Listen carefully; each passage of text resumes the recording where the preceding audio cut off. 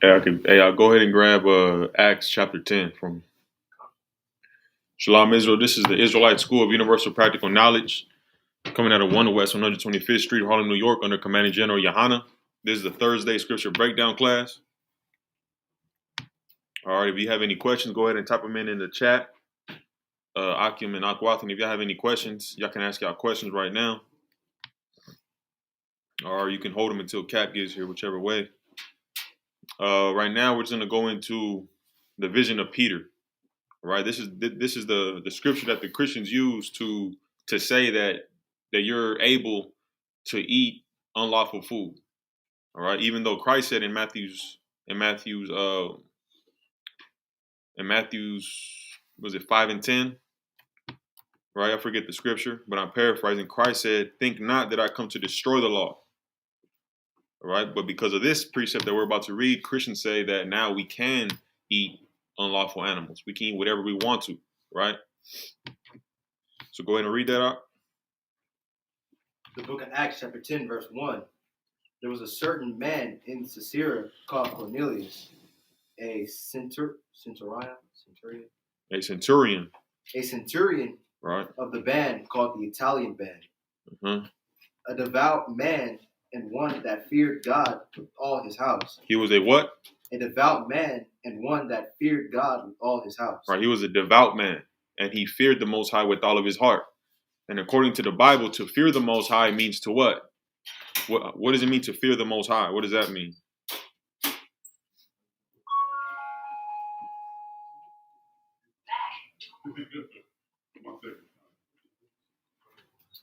To fear the Most High, let's go into precepts.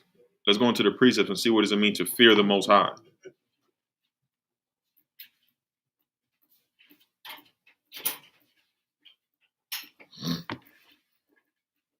going on, Brother Shalom? All right. Yeah, hey, can you grab a Bible from that room in there and give it to this brother?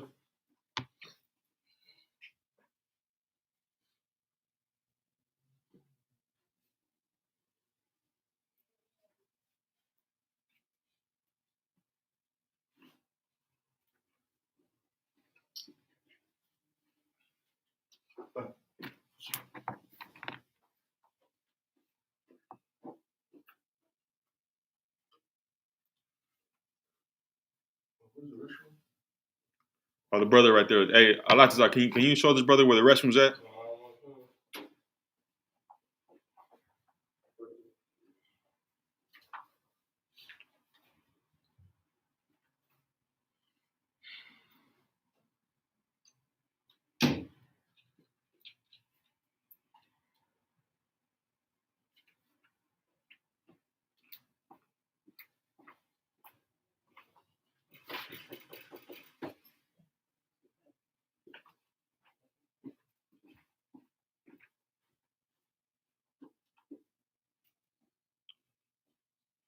Read it again from the top up. Read that scripture again. The book of Acts, chapter 10, verse 1. There was a certain man in Caesarea called Cornelius, a centurion of the band called the Italian band, a devout man and one that feared God with all his house. And one that feared God with all of his house. That's already showing you that this was an Israelite. Because in order to fear the Most High, you have to keep his commandments. That's what it means when you fear the Lord. It means you obey him, right? Just like a father. If a son fears his father, he's going to do what his father tells him to do. All right, so that's telling you that he was an Israelite. Keep going. Which gave much alms to the people and prayed to God always. And he prayed to God always. What does the scripture say? He that turneth his ear from the law, even his prayer shall be abomination. We read that yesterday. So if this brother is able to pray to the Most High, it means that what? It means he's a brother who kept the law. And according to the Bible in Psalms 147 and 19, the law was only given to Israel. You understand? So that's another way you can show that this brother was an Israelite and that he wasn't a heathen. Because now people believe what? Heathens can receive salvation because he was a heathen, but he was not a heathen. Keep going. He saw in a vision, evidently about the 9th hour of the day, an angel of God coming into him. So this brother had a vision. Go ahead. And saying unto him, Cornelius. And when he looked on him, he was afraid and said. What verse are you at? Verse 4. All right, keep going. And when he looked on him, he was afraid and said, What is it, Lord? And he said unto him, Thy prayers and thine alms are come up for thy prayers and thine alms are come up for a memorial before God. Mm-hmm. And now send men to Joppa. To Joppa. Mm-hmm. And call for one Simon, right? Come. Whose surname is Peter. Mm-hmm. He lodgeth with one Simon a tanner, mm-hmm. whose house is by the seaside. Mm-hmm. He shall tell thee that thou oughtest to do. He shall tell thee what thou oughtest to do. So the angel, the Most High sent his angel to Cornelius in a vision to instruct him on what to do. And he told him, send your men to Joppa to go get Peter. Right? Peter is the disciple of Christ, the man right under Christ at that moment, at that time. All right. So now we're at what? Verse 7. Go ahead and read verse 7. And when the angel which spake unto Cornelius was departed, mm-hmm. he called 2 of his household servants and a devout soldier of them that waited on him continually. Mm-hmm. And when he had declared all these things unto them, he sent them to Joppa. So he got his men, he told them what happened, and he sent them to Joppa to go to Peter. Keep going. On the morrow, as they went on their journey and drew nigh unto the city, Peter went upon the housetop to pray mm-hmm. about the 6th hour. So Peter went up. When he came home, he went up to his housetop to pray. Keep going. And he became very hungry and would have eaten, but while they made ready, he fell into a trance. He fell into a trance, meaning what? Christians like to philosophize about that word. All it means is that he fell asleep. You understand? You know, you're going to sleep and you tired and you just so tired. It just feels like you just in the trance, like you asleep and waking up. You asleep, and that's what happened to Peter. He just knocked out because he was hungry. He just came home tired. So this brother just went to sleep. Keep going. And saw heaven opened, mm-hmm. and a certain vessel descending unto him, mm-hmm. as it had been a great sheet knit at the 4 corners, and let down to the earth. Mm-hmm. So now he's having a vision. He's asleep having a vision that's from the Most High. Now this is right after the Lord dealt with Cornelius. So now he's dealing with Peter. So the Lord is connecting all of this. There's a reason why all this is happening. The Lord is making it happen. Keep going. Wherein we're all manner of 4-footed beasts of the earth, mm-hmm. and wild beasts, mm-hmm. and creeping things, and fowls of the earth. So all of these animals, according to the law in the Old Testament, the law of Moses in Leviticus chapter 11, these are animals that are unlawful to eat. If we eat these animals, it is a sin, and it goes against God, and we are not to eat these animals. So these are the animals that came down in that sheet, that great sheet knit at the 4 corners, and in that sheet were these unlawful beasts. And this is what Peter is seeing in his vision. Keep going. And there came a voice to him, Rise, Peter, kill and eat. Is it in red right there? I'm not sure. I believe that's in red, right? Let me see. Acts chapter 10. I think this is Christ speaking to Peter. I think it is, because this is Christ trying to show Peter something that he was trying to show him when he was alive, but Peter failed to understand it, right? Is that in red? Do y'all just have a? It's in red. 10, 13? Yeah. For me, it's not in red.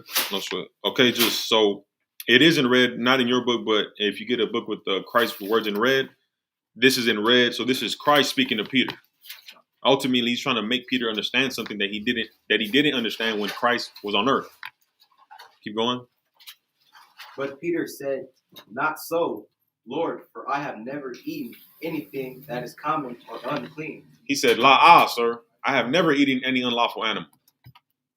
You ready to go, Cap? Now we're going to pass the class over to Captain Gadalhar.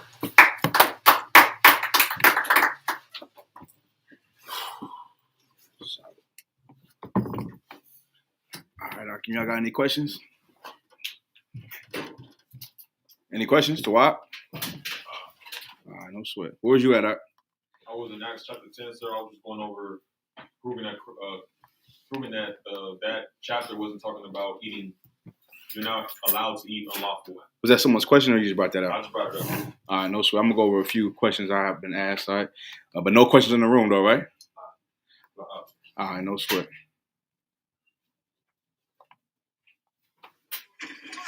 One second.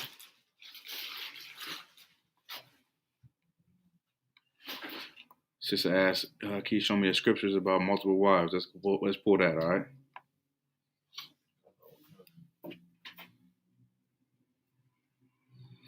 Tonight's topic, you put the title in here? The spirit of judgment and Thanksgiving, right? Which one you put first? I put Thanksgiving and the spirit of judgment. There you go. Thanksgiving and the spirit of judgment. Solid. All right? We'll go over that tonight. Of course, y'all know it's Esau's holiday, Thanksgiving, right? Anybody celebrate Thanksgiving today? Raise your hand. Most High in Christ. Give yourself a hand, then.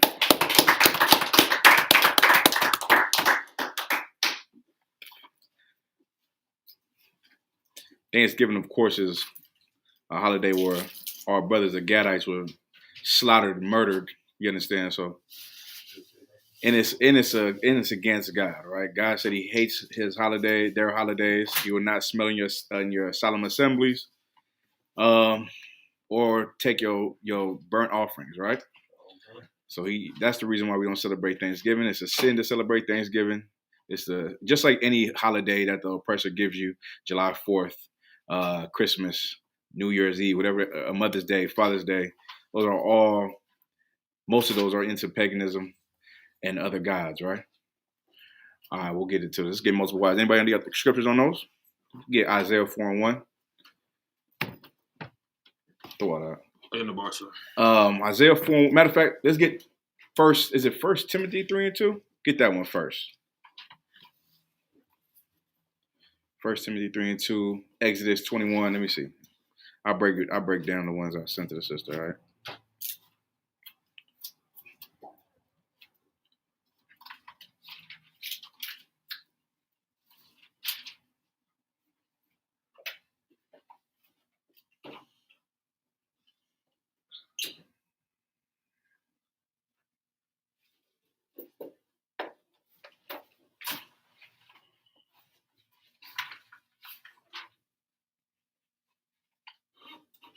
We get Exodus 21:10 and Deuteronomy 21:15. First, can anyone show me in the Bible where you cannot have multiple wives? No? No sweat. Good. Multiple wives is a decision that a man makes. It's his decision if he wants to take on more than one wife. It's totally lawful. It's not a sin to have one wife. It's not a sin to have no wives. Let's get that. Who got it? 1 second. Hey, Lord Christ up. Hey, where you at? Salakia. Oh, okay. No sweat. I'll see you in a second. Lord Christ.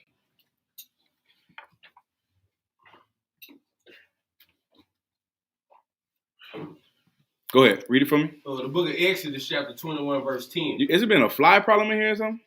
That's gnats, right? What's up with these gnats, man? What is in here? No steroids. All right, no sweat. Go ahead. The book of Exodus, chapter 21, verse 10. Mm-hmm. If he take him another wife. Take him a what? Another wife. Take him a what? Another wife. Go ahead. Her food, her raiment, and her duty of marriage shall he not diminish. Y'all understand, right? If you take another wife, meaning what? This cat already had a wife, right? Y'all understand? It means he already had a wife. Let's go. Let's go into the spirit of multiple wives. Should every man have more than one wife? No. Every man shouldn't, but every man it's his God-given right to do so. Y'all understand, right? If you want to have one wife, go ahead and have one wife. Just don't teach that you should have one wife. Y'all understand? You want to have one wife, then have one wife. But don't let your woman threaten you to tell you better just be with her. Because then you should have to go get another wife because now she's belittling you as a man. You understand? Right? So as long as your woman don't do that and you're content with your one woman or no woman, you're fine. All right. But the second she tells you, if you get another wife, I'm going to leave you. And that's the reason why you should get another one. Why am I saying that? I'm not saying that to be a hard ass. I'm not saying that. There's a reason behind me saying that. Anybody know? Go ahead. One, she usurping authority, and two, she look at you like you weak. There you go. She is usurping authority over you. You understand? And give me that precept in that pocket for where it says, you teach her evil thing against yourself. You know what I'm talking about? Anybody know? You know that precept I score? You teach her an evil lesson, right? You teach her an evil lesson. Somebody pull that for me. All right. And then give me the Deuteronomy 21.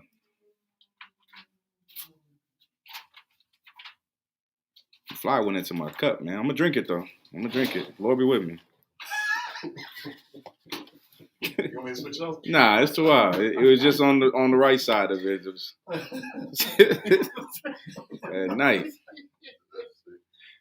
Go ahead. I got the precepts up for Ecclesiastes? Yeah. Go ahead, read it from me. The book of Ecclesiastes, chapter 9 and verse 1. Uh-huh. Be not jealous over the wife of thy bosom. Don't be jealous over the wife over your bosom. Go ahead. And teach her not an evil lesson against thyself. And don't teach her an evil lesson about thyself. What is an evil lesson on this topic that a woman can teach you? Anybody know?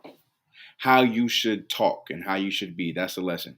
If a woman would tell you that if you get another woman, she is going to leave, or she is going to do this, or she's going to do that, or whatever.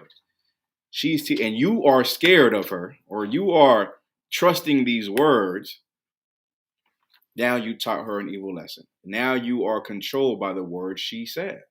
You taught her how you're going to act if she says something. You understand? You don't want to do that.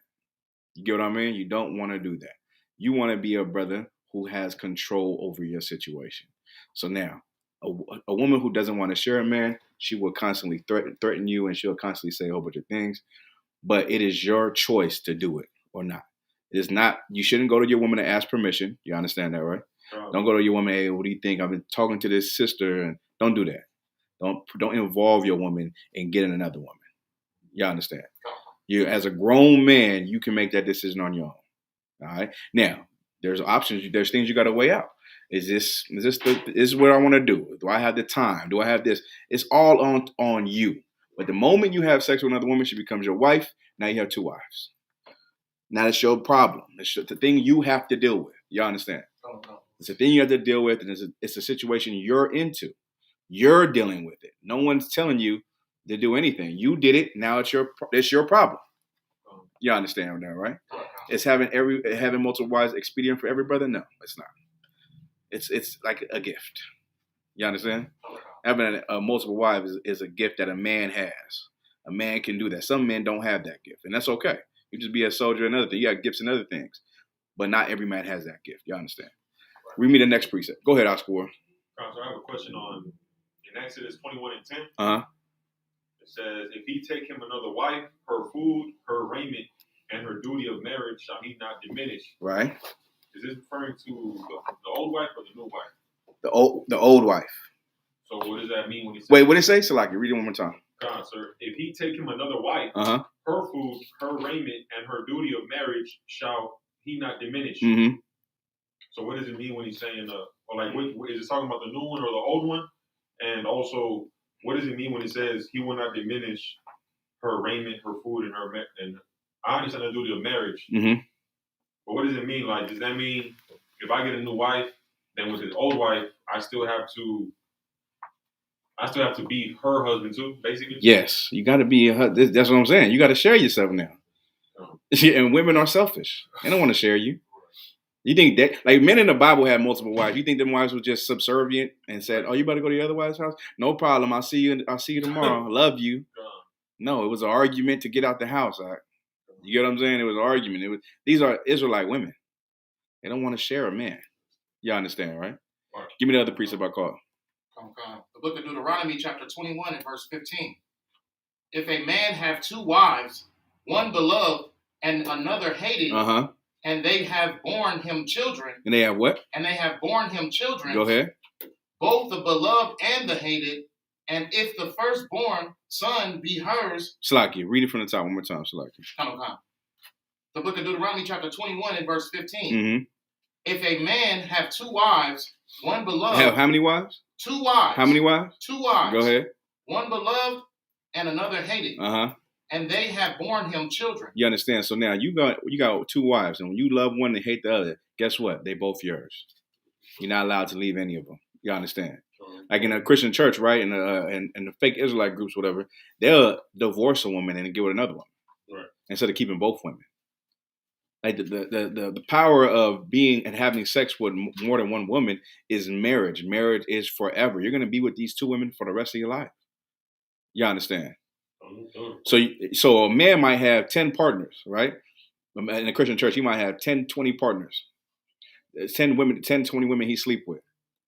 He's sleeping with one woman at a time because the next woman he sleep with is his new woman. Then another new woman. Then another new woman. And guess what? He's throwing each woman away. Y'all understand? Right. Instead, in here, when you have sex with women, you keep both of them, or 3 of them, or 4 of them. And that's the only 4 women you have sex with for the rest of your life. Y'all understand? Okay. What makes more sense? To have sex with 20 new people or just the 3 people for the rest of your life? 3 people for the rest of your life. Right. And ain't that brotherly? What if me and you and Natazak and the young man, we all sleep, I had this sister and now you have, and then that's unbrotherly. Right. By the time we get to the young man, he like, well, I mean, damn, I know all these cats and you slept with all these cats. That's unbrotherly. And that's how I look at it. I'd rather you just keep that woman so no one ever has to deal with her but you. Right? Give me another precept. What other one I called? Did I call anything else? First 10 with the 3 and 2. Hold that one. We'll hold that to the end, right? Damn it. Yeah, I think it's Isaiah 4 and 1. Give him Isaiah. The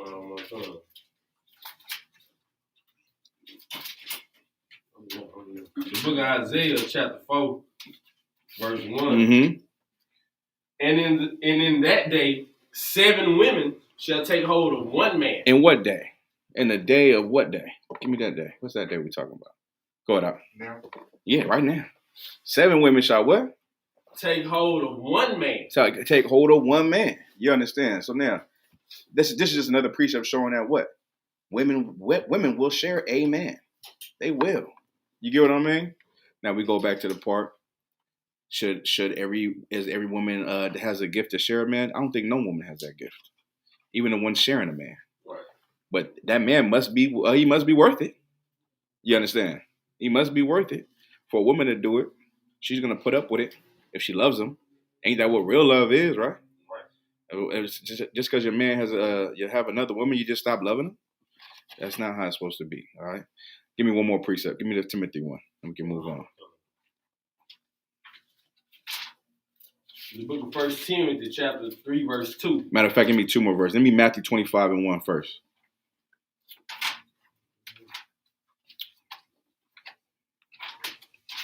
The book of Matthew, chapter 25, verse 1. Mm-hmm. Then shall the kingdom of heaven be likened unto 10 virgins, which took their lamps and went forth to meet the bridegroom. And 5 of them were wise, and 5 were foolish. They that were foolish took their lamps and took no oil with them. Say, wait. So Christ, what? He likened the kingdom of heaven to what? To 10 virgins. To how many virgins? 10 virgins. You understand, right? If you go read this verse, this is not even about multiple wives. This is just him likening the kingdom of heaven to having multiple virgins. Y'all understand? Okay. Meaning that's yours, right? So give me Isaiah. Give me the one in Timothy now. Y'all understand? Y'all get that breakdown, right? Remember, where there is no law, there is no sin, right? Another precept is all things are good, but not everything is an expedient. Sometimes you might take another woman in or take another woman on. That might be a little more than you could chew. Right. And now you just damned yourself. Now you don't know how because you got one woman that you love and the other one crazy because you got another one, right? And now you praying to God that the Lord take her away from you. That you trying to pray her off to some other man. Don't do that to yourself. Don't be greedy. You understand? Okay. You can't take on another wife. Don't. And you're perfectly fine. You're still a strong brother, strong man. I understand sometimes it can be peer pressure that you want to, have more than one woman. You don't have to. You don't have to. It's okay. You understand, right? It's okay to have one, and it's more importantly, it's okay to have none. Right. How many wives did Christ have? None. You understand? How many wives did Paul have? None. You understand, right? Let's get that now. The book of 1 Timothy chapter 3, verse 2. Uh-huh. A bishop then must be blameless, the husband of one wife. The husband of what? One wife. Right. So now you read this precept, you say, see, the scripture say you should be the husband of one wife, right? What's that mean? What's this one wife talking about? Don J. Congregation. Huh? Congregation. Right. In other words, the school, the truth, right? Like we use this metaphor all the time, right? Like when the cat he's on the street, he's on the block. What do you say? I'm married to the what? I'm married to the streets, right? Like a woman might be like who loves her career. She might say, I'm married to my job. What is that saying though? What does that mean? Say what? It's coming before. Yeah, meaning what? This is the number one thing in their life. My job before anything, right? My kids before anything. My the streets before anything. So the scripture is saying what? The truth before anything. That's what you're married to. That's your first wife. You understand, right? The first wife is the truth. Go ahead. You and if you can read all these on your own time. Drop down to 11 just to give me the because it says what again? 3 and 2. A bishop then must be blameless. A bishop must be blameless, right? Go ahead. The husband of one wife. Right. So now it goes into all the examples of how a bishop should be, right? If you go read on your own time. Now take me to 11. Verse 11. Uh-huh. Even so must their wives. Must their what? Must their wives. Go ahead. Be grave. Be what? Be grave. Mm-hmm.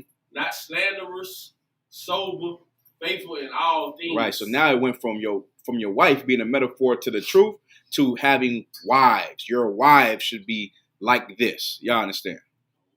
No sweat. Any other questions? Solid? No questions online? Let me see. Hey, how do I get to the comments? I'm not seeing the thing on the side. Oh, here it is. Select it. Chat. Let me see if there's any questions online. No questions online. No sweat. Okay. Thanksgiving. Most High in Christ. Give it up for yourself for not celebrating Thanksgiving. Give it up for yourselves. That was excellent. You know what I mean? Been doing it for a little while. You should know not to do it by now, right? All right. So let's go into the spirit of judgment and let's go into the spirit of Thanksgiving, right? I've seen a lot of people posting on Facebook, huh? Y'all seen them, right? F Thanksgiving, right? What's the other ones they were saying? Give me some more, man. Give me some more. F Thanksgiving. You don't love the Gadites. Go ahead. Yeah, on behalf of the Gadite brothers. Behalf of the Gadites, right? Behalf of the Gadites. Gadites celebrate Thanksgiving today. I don't know if you know that. They don't give a damn about that. They Christians. You know what I mean? But give me some more. Give me some more. What you say? Go ahead, Nazar. General Muhammad just wrote ISUPK, we don't eat with pilgrims. They Most High in Christ. We don't eat with pilgrims. Give me some more. What y'all seen on Facebook? Just going in on Thanksgiving, right? Talking about how evil a person is if you celebrate Thanksgiving, right? Which is true. Celebrating Thanksgiving is a sin according to the Bible. But what else is a sin? Not going to your brother, him and him alone. You understand that, right? Y'all need to advocate for that too. You should advocate for not smoking cigarettes and getting high. You should advocate for that too. You should advocate for not being a homosexual and a child molester. You understand? All these things are make you perfect, right? Saying not celebrating Thanksgiving, it doesn't give you salvation. It's a step towards salvation. You understand, right? So it's a lot of things that go into it and go into getting salvation. And I'm glad that brothers went hard, but make sure you go hard with everything in life. Everything that the Lord commands of you, you should go hard just like that. You understand, right? All right, no sweat. Now let's get you omit the weightier matters. Somebody pull that for me in Matthew 23 and 23, I believe. And also give me examine yourselves whether you're in the truth or not. Give me that precept. If somebody can find that for me. Examine yourselves whether you be in the truth or not. There's another precept that says, outwardly they are this and inwardly they are something else. I got to find that precept. Good night. But go ahead. Give me the first one I called. Book of Matthew, chapter 23, verse 23. Uh-huh. Woe unto you, scribes and Pharisees. Woe unto the scribes and Pharisees. Scribes and Pharisees. Anybody know what a scribe and Pharisee is? Go ahead. The religious leaders. Yeah, the religious leaders at the time that were Israelites. You understand? Were black men. Go ahead. Woe unto you, scribes and Pharisees, Mm-hmm. hypocrites. Hypocrites. You understand, right? Hypocrites. Why are they hypocrites? Go ahead. For ye pay tithe of mint. They pay tithe of what? Tithe of mint. Right. They take that mint, right? They take that mint that they grow and they get, and they go sell it, and they go pay the tithe that they get. They get the money from that, and they go pay the tithes. They pay tithes of mint. Go ahead. And anise and cumin. Right. All these seasonings, right? All these vegetables. Go ahead. And have omitted. But you omit. Go ahead. The weightier matters. The weightier matters of the law. Anybody know what weightier means? Somebody look up weightier. Spell it for the brother. Weightier. Weightier. Somebody get that from me real quick before we go on. Read it from the top. The book of Matthew, chapter 23, verse 23. Woe unto you, scribes and Pharisees, hypocrites, for ye pay tithe of mint and anise and cumin, and have omitted the weightier matters of the law. You understand that? You do all these things. Yeah, you pay your tithes. Most times, give yourself a hand. You pay your tithes, right? You pay your tithes. Yeah, y'all don't pay your tithes. Don't swear. I pay my tithes. Pay your tithes, right? So you pay your tithes, but you omit. Tell somebody look up omit and look up weightier. Let me explain this to y'all. You got weightier? Go ahead. Look up omit. Somebody look up omit. Go ahead. This is the definition of weightier out of the Merriam-Webster's dictionary. Go ahead. Definition of much importance or consequence. Right. What is it? The definition is what again?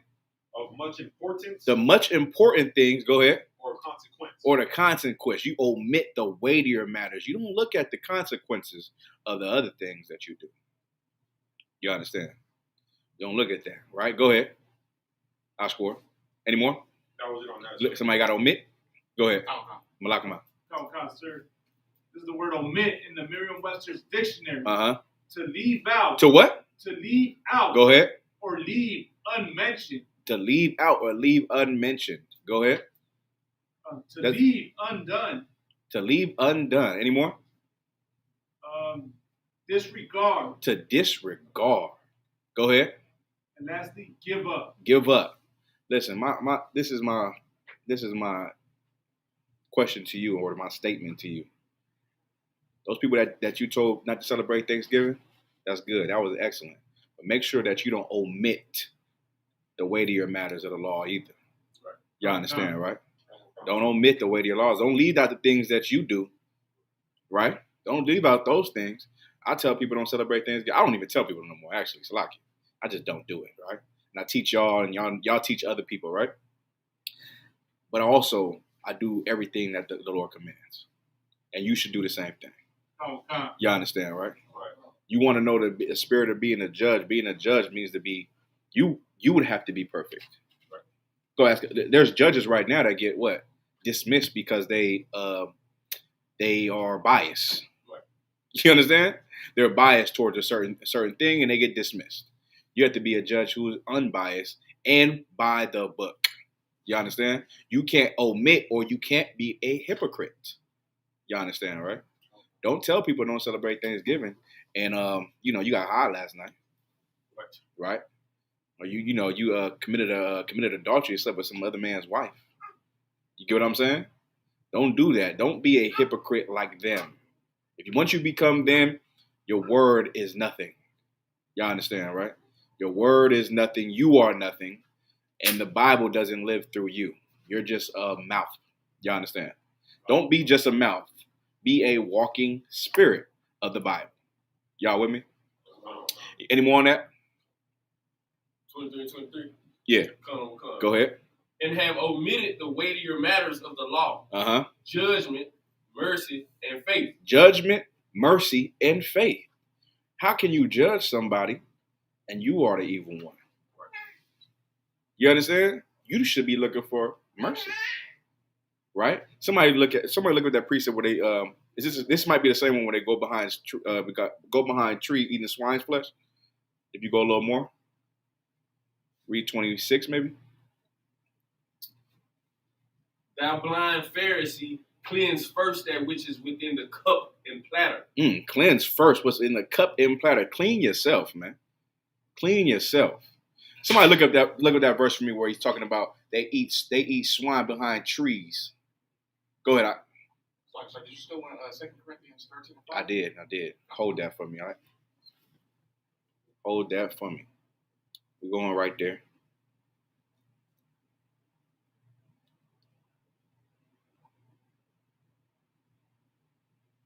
Who got it? They eat swines behind. Y'all don't got it? No sweat. I'll look at it. No sweat.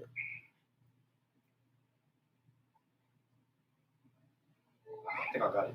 Go ahead, read it from me out. The book of Isaiah, chapter 66, verse 17. That's it. Go ahead. They that sanctify themselves and purify themselves in the gardens behind one tree in the midst, eating swine's flesh. Eating what? Eating swine's flesh. Right, they purify themselves, and at one point, on the other side of the tree, they're eating swine's flesh. Why would you be eating swine's flesh behind a tree? Somebody can raise their hand. Go ahead. Yeah, you're hiding. You're hiding your sin. You understand? You're hiding what you're doing. Don't hide. Won't you just ask for help? Ain't that the right thing to do? If you're dealing with someone, won't you ask for help? You don't want help, though. That's the problem. Y'all with me? You don't want the help. You rather just be a sinner. You rather just do that, right? No sweat. We'll find out, right? We'll get into this a little more. Now, give me the one I asked for. Examine yourself, whether you're in the faith or not. All right. The book of 2 Corinthians, chapter 13, and verse 5. Examine yourselves, whether ye be in the faith. Man, listen. Examine yourselves, whether you be in the faith. Someone give me that precept where it says knowledge puffeth up. Is this the same one? Maybe go to 13 and 1. Is that 13 and 1? It's like an 8 and 1. Well, yeah, 13 and 5, right? Come. Yeah. What's 13 and 1 say? 13 and 1 says, this is the third time. No, okay, now read 5. The book of 2 Corinthians, chapter 13, and verse 5. Go ahead. Examine yourselves. Examine yourselves. Go ahead. Whether ye be in the faith, prove your own selves. You understand? So you got to look at yourself in the mirror and ask yourself, am I in the truth? Right? I'm going to tell you something I've been told when I was a trooper, right? I probably said it in here 1,000 times. I'll say it again. It's one thing to be in the truth. Someone can finish it for me. It's one thing to be in the truth, and it's another thing to, maybe none of y'all was in that class. Ash. Y'all understand, right? It's one thing to be in the truth. It's another thing to have the truth in you. Be a brother or a sister that has the truth inside of you. You understand? Not just you heard that expression. It's not in you. It's just on you. Right? When they say that, I mean it's just like you look it, but you're not that. You're not cut from that cloth. It's not in you. It's just on you. You get what I'm saying? Be a person that says, "Oh no, it's in me and it's on me." Right? That's a person you want to be. You want to be a person who is real about everything you say and do. You understand? Examine yourself. You got to check yourself. What am I missing? What am I doing wrong? What are my weaknesses? How can I strengthen my weaknesses? Right? How can I make myself better on a daily basis? How can I be an example of who I want to be? There is a thought of who you want to be in your head, right? Everybody has that thought, right? There's just thought in your head of who you would like to be. What is amazing? What can amaze people? And if you can remove the BS that's in the way, you can become that person. Y'all understand? You can become that person, but the flesh is weak. The flesh is weak. And if you can strengthen your spirit, then you can be strong. You can be exactly who you intend to be. So if you examine yourself, whether you're in the faith or not, what's the faith? In the work. Are you in the work or not? Are you doing this by yourself or not? Or are you just doing this for show? Right? Or are you just doing this because, it's routine and you can get away with things you do? What are you doing it for? Right? Are you doing it because this is who the Lord intended you to be? Make sure you're doing it for that. Make sure. Don't be sure, make sure. That's a Hebrew Academy term. Slogan, right? Y'all with me? Any more on that? Come. Go ahead. Know ye not your own selves? Don't you know your own self? Don't you know your own weaknesses? You know your own weaknesses. You know you can't go over there about G Street. You know you can't. Anybody don't know what G Street? That's where whores are, right? It's the biggest blade, second or third biggest blade in Southern California. You know you can't go over there, right? A blade is a hoe straw, right? Y'all know that. You can't go over there by G Street because you'll buy a whore. You can't go over there. Don't go over there, right? You can't go, to your neighbors because you know he got the weed that you like, right? You know you can't do that. There's certain things you know you can't do. You can't go buy alcohol because when you get drunk, you do the worst things imaginable, right? You know that. You know these things. You know yourself. You know. People be like, oh, nah, man, if I get on that, man, I act crazy. Believe them when they say that. Believe them. Don't encourage it. Y'all understand? Some of y'all encourage. Like, I can't drink tequila because I drink tequila, I get beside myself. You like, man, drink this tequila. Then you like, Salaki, sir, this brother here, man.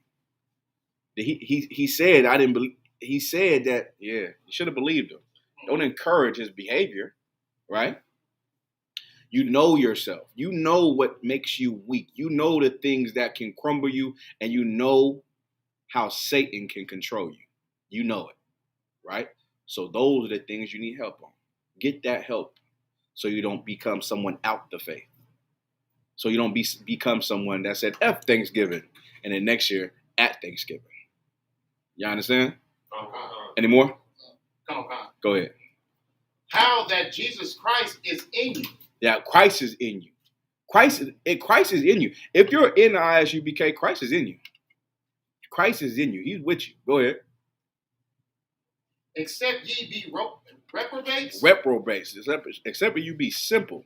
Reprobate is what else? Anybody look what reprobate is? Somebody look it up. Go ahead. Reprobate.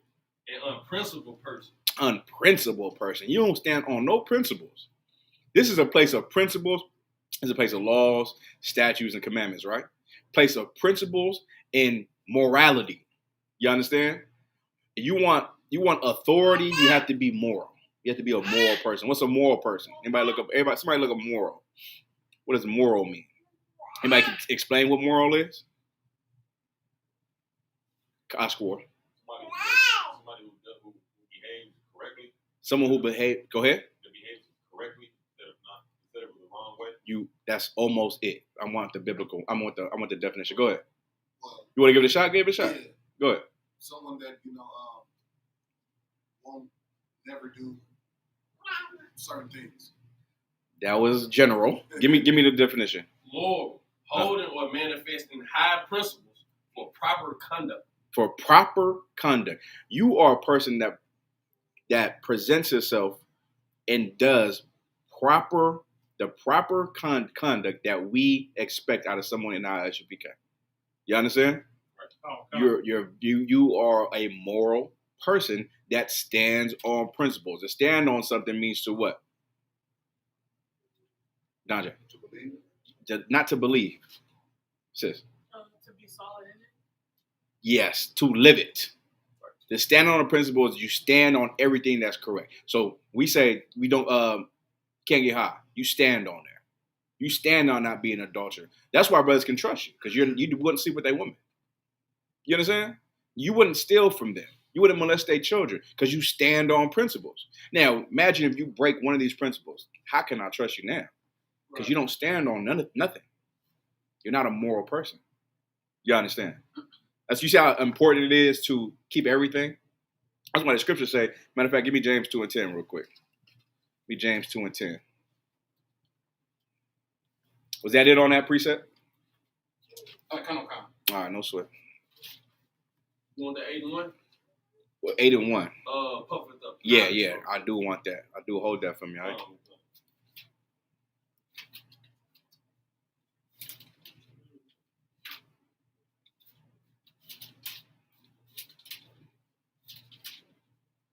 James 2 and 10.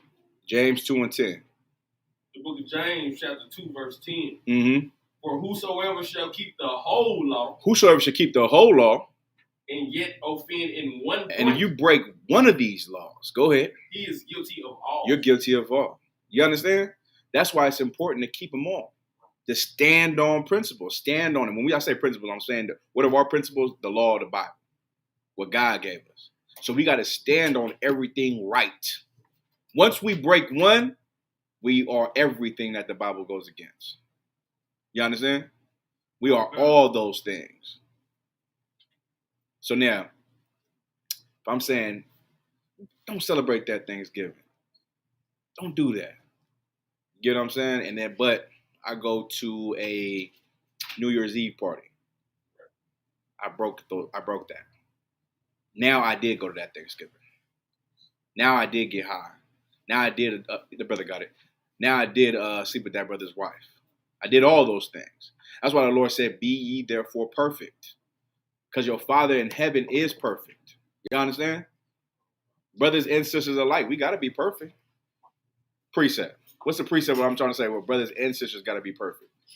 I'm looking for two. I'll give you two. I ain't even going to hold you because I don't want you reading my mind because I'm going off. I'm going to a different thing. Give me where it says in 1 in 1,000, right? And 1,000 men I found one, and 1,000 women I found none. Give me that, and also give me Galatians 2 and 28 through 29 when he says, I think it's Galatians. Select it. What's up, bro? Galatians 2 and 28 through 29 where he says, women and men alike have to go through the same scrutiny. I'm paraphrasing. It's not scrutiny. Free slacking. Just pull Galatians 2 and 28. Let me see if I can get it. Give me that first one though. Women and men alike got to be perfect because the Lord requires it from us. The Lord made a woman a weaker vessel, right? Y'all understand that, right? He made women a weaker vessel. It doesn't mean that a woman should be a lawbreaker. Y'all with me? She could be weak. She could be emotional. She can be all these things, but she cannot be a lawbreaker. It doesn't give her permission to break the law because she is a weaker vessel. And that's why she needs a man, so you can take on the weakness with your strength. You understand? You got to bear your woman's burdens because you are strong. You are the strong one. A woman will cry all night over, a death. And you're sad, but you can't cry with her. You understand? You can't just be boo-hooing with her. You got to be some type of pillar of strength. You understand? You can be sad inside, but to a woman, she needs to see that my man is strong, and this is someone I can confide in and put my head on his chest and cry. But if you're crying in her chest, you know what I'm saying? It gives her a sense of I need to be strong. I need to be the strong one because my man is not strong. Y'all understand, right? It's important for you to be strong for your women and not the other way around. But women can be strong. Don't get it twisted. That's not what I'm saying. There is strong women for sure. The problem is a strong woman to the white man is being a single mother and with no father around raising children and working a job. That's not a strong woman. You understand? A strong woman is a woman who supports her husband in his work. That's what a strong woman is. Y'all understand, right? No sweat. Who got it for me? Ecclesiastes chapter 7, verse 28. 7 and 28? Go ahead. Which yet my soul seeketh, but I find not. One man among 1,000. Which my soul seeketh, man. My whole life is built on looking for a man to come and serve God like I serve God. That's what, you know what a soul is, right? A soul is a person living a living life, right? He said, "What my soul seeketh, I what? But I find not. I find not." Go ahead. One man among 1,000 have I found. One man out of 1,000 men, I found one. You get what I mean? I found one. Keep going. But a woman. But a what? But a woman. But a woman. Among all those have I not found. But the Lord said, out of women, I didn't find one out of 1,000. So guess what? There's one out of 10,000. That's why a woman in the ISUBK is even more precious. Because they're harder to find. Get these sisters in the head, man. Get these sisters in the head. They hard to find, but when they come in here, that's how you know. You're like, how did you get here? It's impossible. You drew the number, or you married a priest. Either way, you got here, right? No sweat. Give me the other precept I asked for.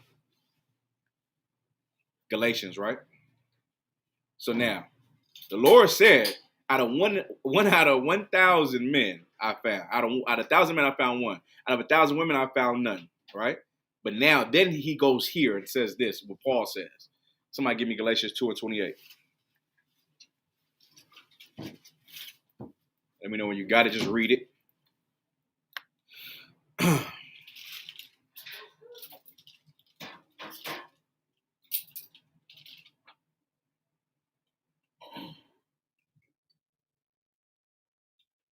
The book of Galatians chapter 2 and verse 3. But neither Titus, who was with me, being a Greek, was compelled to be circumcised, and that because of false brethren unawares brought in. Give me the next verse. Verse 5. No. This is Galatians 2:29. Oh, God, sloppy. Where you at? I was at Galatians 4. 2 and 4. No, 2:29. Sloppy, it only goes to 20, sorry. Okay, it's not Galatians. Is it? What Galatians are you at? Wait, not Galatians. 2 and... First Corinthians. Like, is it Okay. First Corinthians? Let me see real quick.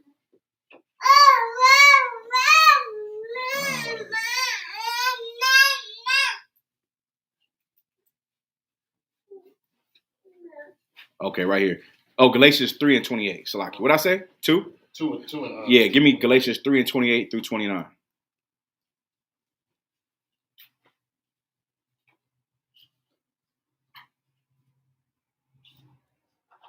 So we went over what? Ecclesiastes, right? Ecclesiastes, when the Lord said what? He said, out of 1,000 men I found one, out of 1,000 women I found none, right? And I'm paraphrasing, of course. So it's basically saying it's harder for women to find the truth, right? So now he says this. This is Paul's words. Go ahead. The book of Galatians chapter 3 and verse 28. Uh-huh. There is neither Jew nor Greek. There's neither Jew nor Greek. Now, if you break down what a Jew and a Greek is, a Jew is a brother who grew up in Jerusalem. A Greek is an Israelite living outside of Jerusalem who grew up outside of Jerusalem. You understand? That's why it says Greek. A Greek is a brother who was raised up in a Grecian society. Go ahead, Al. He was Hellenized, exactly. He was a Grecian, right? Go ahead. There is neither bond nor free. There's neither bond nor free. So there's a bondman, like who is a Grecian, and there's a free man who is from Jerusalem, a Jew, right? Go ahead. There is neither male nor female. Neither male or female. Go ahead. For ye are all one in Christ Jesus. Read it again. For ye are all one in Christ Jesus. Read it again. For ye are all one in Christ Jesus. You are all one in Christ. Meaning what? You all have to go through the same thing and show the same strength. Roles might be different, but strength is required. Y'all understand? Roles might be different, but you have to do what the Lord says. Not just because you're the weaker vessel doesn't mean that you get off. You just don't have to do a certain thing. But you are required to keep the law. You are required for that. You are required to stay with your husband. You understand? You are required.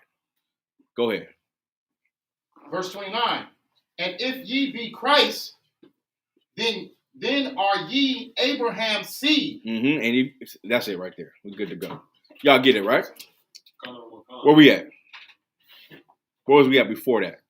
Did we get to examine yourself? What was after examine yourself? We went to James 2 and 10. Mm-hmm. We went to Corinthians 13 and 5. Oh, knowledge puffeth up. Give me that out. You got that, young man? Alazazar? Come on. Knowledge puffeth up. Give me that. Corinthians 8 and 1. Mm-hmm. I'll score. I get another. Okay. Give me a new cup if you could. I can't even drink this confidently anymore. Can't do it. The book of 1 Corinthians chapter 8 verse 1. Uh-huh. Now, as touching things offered unto idols. Wait. Is that the one? Is this knowledge puffeth up? Come on. This is the one. All right. So now, We're gonna go through every single verse in this chapter. We're gonna switch gears a little bit. We're gonna go into the Native Indians. We're gonna go into what you can do with the Thanksgiving food. We're also still gotta go to the spirit of judging. I went into a little bit, but I'm gonna end it after this. All right, so we're gonna go over to little Gadite precepts, a few Gadite precepts and all that. All right. All right, go ahead. The book of 1 Corinthians, chapter 8, verse 1. Uh-huh. Wait, hold on. Before I end it with those precepts. Give me Psalms 55. I'm gonna switch gears. Give me Psalms 55 and 20. All right. Give me Psalms 55 and 20. All right. I love Gadites. Y'all understand that, right? Just like I love every tribe. I love Gadites. I love the Hispanic. I love the Mexicans. I love the Puerto Ricans. I love the Judites and the Benjamites. The white man is a devil. First of all, right? The white man is a devil. The Lord. This is the thing. The Lord made a holiday out of the Gadites. Why? Why?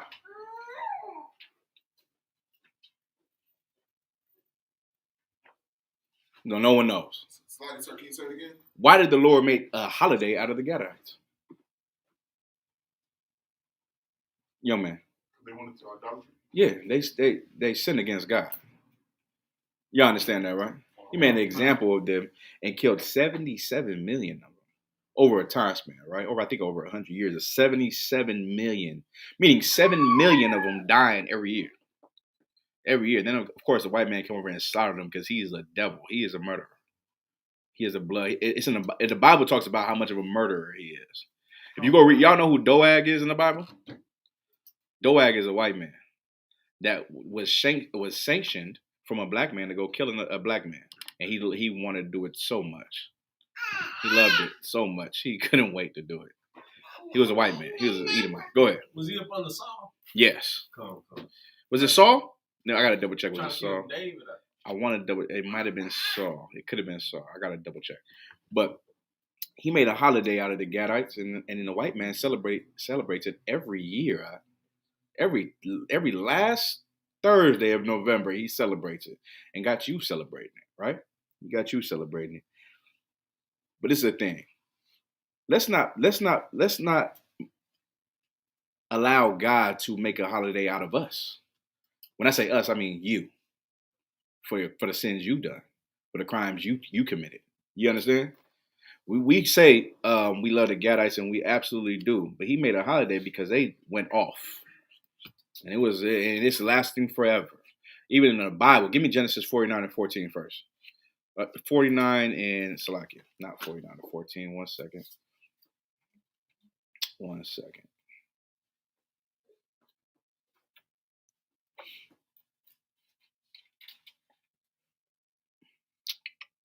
Genesis 49 and 19.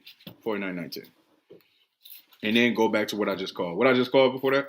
Psalm 55 and 20. Psalms 55 and 20. You go over this on Wednesday, Tuesday? I score? Over Thanksgiving stuff? Yeah. I didn't bring out many precepts. I was wanted to. No, sweat. We'll go over them tonight. All right. Give me that. Genesis 49 and 19. I'll give you from the beginning and I'll go over it. All right. Go ahead, This is the book of Genesis, chapter 49, verse 19. Uh-huh. Gad, a troop. Gad. Gad. Go ahead. A troop shall overcome him. A troop shall overcome him. Anybody know who that troop was? That overcame Gad in the beginning. Right? There was a troop that came and got Gad and killed Gad. Just slaughtered him. Y'all heard of the Trail of Tears, right? Y'all heard of the Trail of Tears? Y'all heard about the Removal Act? You heard about the boarding schools they had? You heard about the smallpox? You heard about all those things. They was minding their business. Christopher Columbus wrote in his journal that what? They was peaceable people. Right. He went to the Gadites. He met the Gadites. The Gadites fed him, took care of him, gave him women to sleep with. These are peaceable people. These are actually amazing people. And this whole time, he's like, these are amazing people. They are so nice. I can't wait to take over them.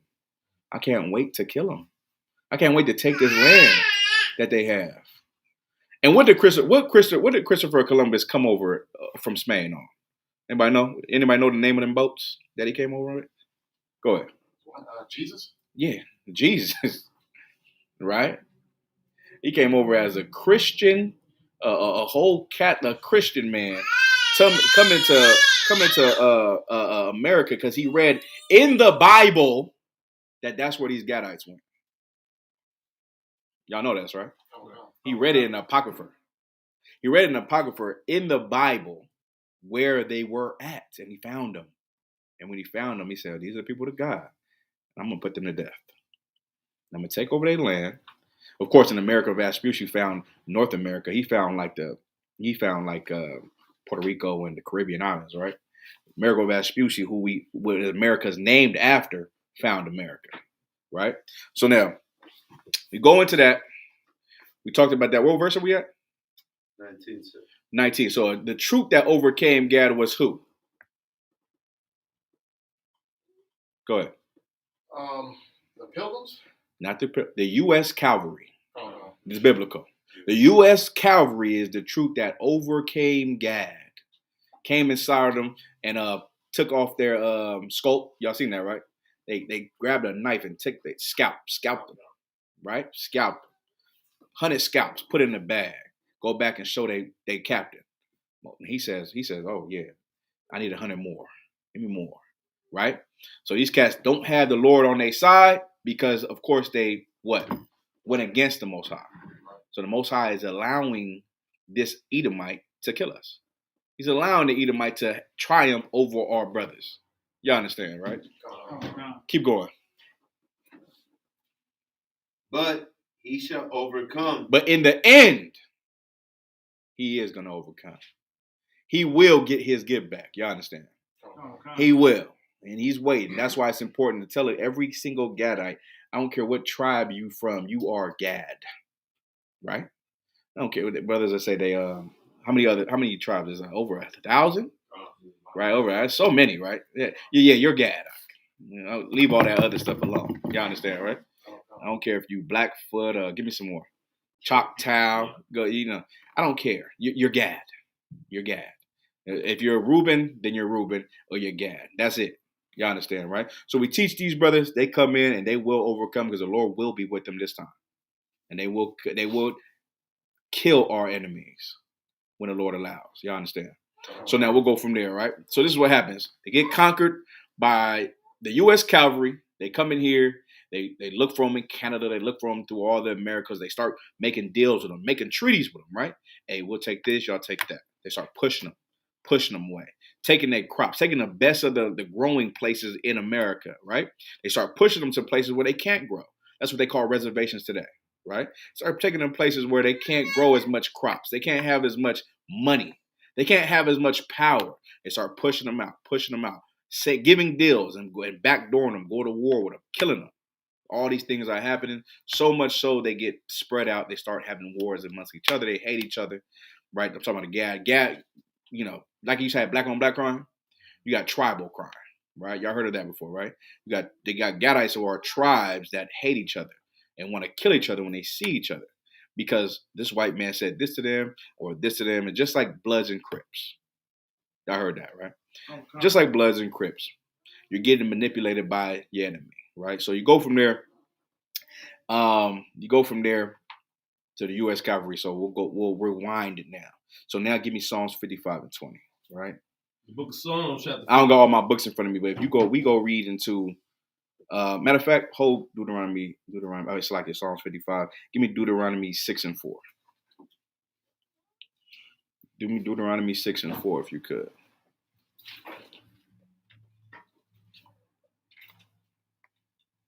The book of Deuteronomy, chapter 6 and verse 4. Uh-huh. Hear, O Israel. Hear, O Israel. Go ahead. The Lord our God is one Lord. The Lord our God is one Lord. Go ahead. And thou shalt love the Lord thy God with all thine heart. Mm-hmm. You understand? So now if you go read this book called Lost Tribes and Promised Land. Is it Lost Tribes and Promised Land? No, it's the other one. What's the other book called, Oscar War? Which one, sir? It's not Lost Tribes and Promised Land. It's the other book that we use. No, not that one. Yeah, that was Timbuktu? No, not the Timbuktu. Malakma. The other 10 lost tribes? No, it's not that one. It's not the Promised Lands. It's the other book that we use. I forget what it's How does called. the cover look, sir? It's when Columbus is writing his journal. And he's saying these things, right? So basically, he finds a Gadite, right? It's a Gadite, a Reubenite cat, right? Y'all heard this before, right?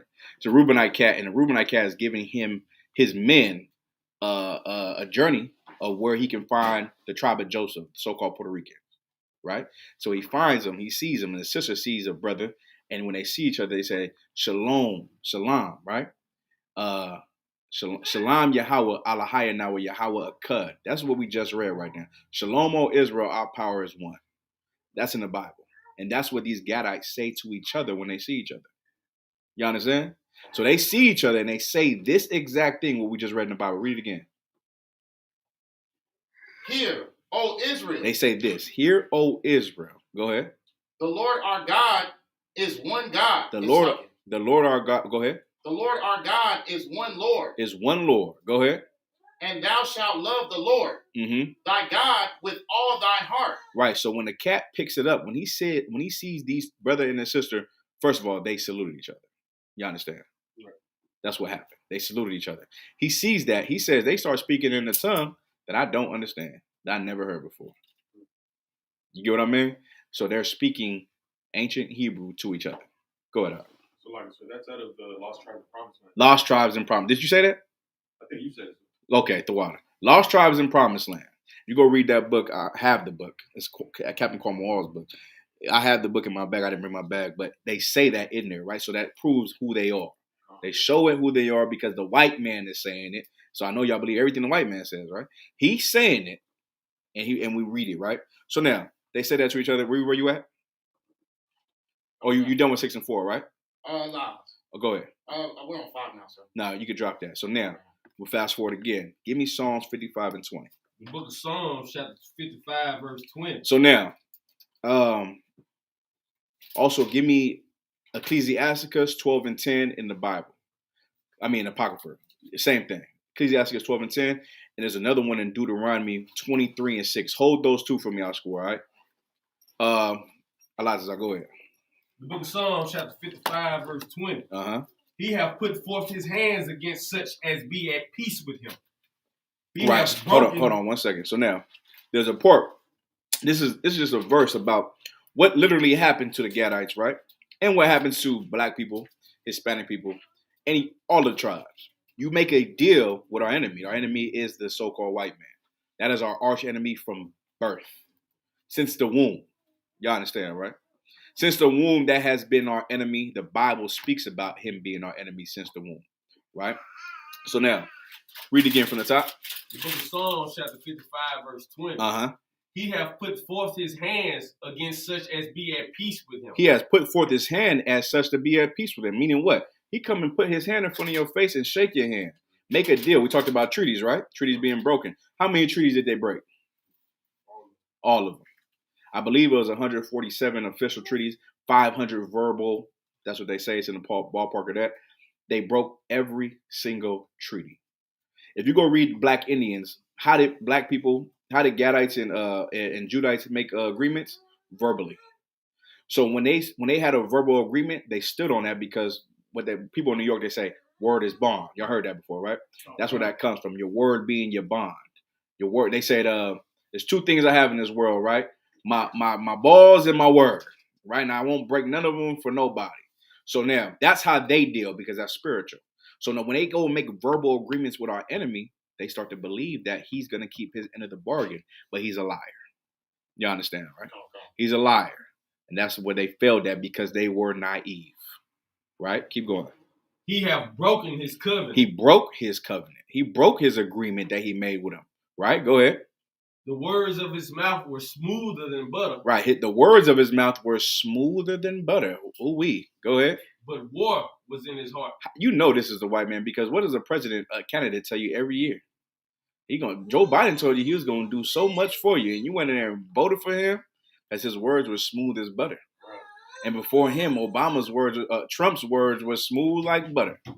And Obama's words were smooth like butter for 8 years. Before him, George Bush. Y'all fell for it every single time. Right. Romaki, you had your hand up? Oh, no. Go ahead. But war was in his heart. But what was in his heart? But war. But what was in his heart? But war. War was in his heart the whole time. Keep going. His words were softer than oil. His words were softer than oil. Go ahead. Yet were they drawn swords. Yet were they drawn swords. That the whole time they had what? The thought of what? Killing you. You understand, right? The whole time his thought was to kill you. Was to take over what you had. That's why he wanted to be nice and sweet to you. Because you let him in. You let him sleep with his woman. He'll let you sleep with his daughter. Right? All these things that the Lord was against. And you broke it for some enemy. Now the Lord made a holiday out of you. You understand, right? The Lord made a holiday out of you. That's what happens, right? So now we fight to make a holiday out of them. That's what we're fighting for. We're trying to be perfect so we can make a holiday out of them. And our Gadite brothers can have a day where they say, what? We made a holiday out of those pilgrims. The same pilgrims that made a holiday out of us. Y'all understand, right? Matter of fact, we got the Feast of Dedication on Sunday. Y'all gonna be here for that? Yeah, the Feast of Dedication coming on Sunday, right? All right, so now drop that up. Give me, hold on one second. Salakia. All right, 1 second. Did I call anything else? Concept. I did. Give me the ones you hold in our score. Sir. Mm-hmm. This is the book of Ecclesiastes chapter 12 and verse 10. Is it Ecclesiastes 12 and 10? Go ahead. Verse 10. Never trust thine enemy. Never what? Never trust thine enemy. Never what? Trust thine enemy. That's what the Bible says, man. But this is what we went against. We trusted him. We went and loved him. We went and try to be his friend. We try to befriend him. You can't trust someone who killed you, who wants to kill you, or we can't trust someone who hasn't gave us justice, who hasn't said, you know what we did was so wrong, man. Here you go, man. Here you go. We become y'all slaves for 400 years. You can take America back, man. It's yours now, man. Right? Ain't that how you can forgive somebody? They say, man, listen, man, what we did was wrong. America is yours. All the money in the treasury is yours. This land is yours because, you know, what we did was wrong, man. We want everybody to be equal. Right? If you want everyone to be equal, won't you do won't you give back what you stole? Y'all can understand that, right? We can, but the world can't understand that. Y'all get that, right? They'll say, well, that's a long time ago. How long ago was it? Wasn't that long ago. If you need a roll, go ahead, get down. Danja, if you need a roll, get down. Right? No sweat. Y'all get it, right? So if you want to be equal, then just give back what you stole. It's fine. The problem is they don't want to be equal. Can we all understand that, right? Can we all understand that it's going to take war for us to get back what they stole? Right. It's going to take death and bloodshed for us to get back what they stole. We can all understand that, right? Because you're soldiers. If you're a Christian, you're not a soldier. You don't get that. You just think that one day, you know, we'll all find equality. Maybe in the year 3033. One day we'll stop marching and doing sit-ins and stop getting called a nigger. One day, you're a one day type of person, right? You're hoping. Right. You're hoping for that day to come. We're wishing, we're praying for that day to come. That's the difference. All right. Read the other one out. Deuteronomy 23 and 6. Who got it? I got it. Go ahead. This is the book of Deuteronomy. Deuteronomy. Chapter 23. Verse 6. Mm-hmm. Thou shalt not seek their peace, nor their prosperity, all thy days forever. You understand that, right? This is the Bible. This is the Bible speaking, not me, right? You should never seek their peace or prosperity. Never. Don't do it. Their peace ain't good enough. Their prosperity, we can never hold what the Lord got in store for you if you turn your back on your enemy. If you stop loving your enemy. You understand? If you stop eating turkey. Listen, man, Jeremiah Muhammad said this. Turkey wish it was chicken, man. Y'all over here giving it up for some turkey. Turkey is horrible. I hate turkey. I only like turkey sandwiches. That's it. Right. I don't even like turkey bacon. I eat beef bacon. I know y'all like turkey bacon. I like beef bacon. Turkey bacon is horrible to me. Right? But it's lawful. It is lawful. Y'all go ahead and eat that turkey bacon. But I'm eat beef bacon, right? Y'all giving it up for that. People, what black people like to say? They like to sidestep. You know, it's just about family and having a day off. I get you. I understand that. I love partying. I love having a good time. but not at the expense of my brethren. You understand? But not at the expense of murder of my brothers. I can't. You can. You have no problem with it, but I can't. That's the difference between me and you. Y'all get that, right? Oh, come. Good to go. Somebody had their hand up. Come. Could we use Ecclesiastes chapter 6, verse 13? Let me hear it. Separate thyself from thine enemies and take heed of thy friends. Absolutely. Oh, okay. Absolutely. All right, no sweat. Let me get we read that. Boom, boom, boom. I'm trying to go in line. Give me Deuteronomy, Genesis. Where we just at right now? Deuteronomy 23 and 6. Okay, no sweat. Give me Job 20 and 19. Job 20 and 19. And then take me to just hold that right there. Job 20 and 19. We'll go from there, all right?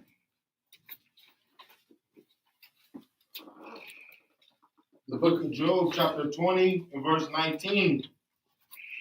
Because he had oppressed and have forsaken the poor. Because he oppressed, right? Because he has oppressed and forsaken the poor. Go ahead. Because he have violently taken away an house. He what? Violently. He what? Violently. He violently. Go ahead. Taken away an house. He took away this house, man. This house called America that belonged to the northern Native. What do they want to be called? Native Americans, right? Salakia, Gadite brothers. I call you Gad. I'm not used to the other one.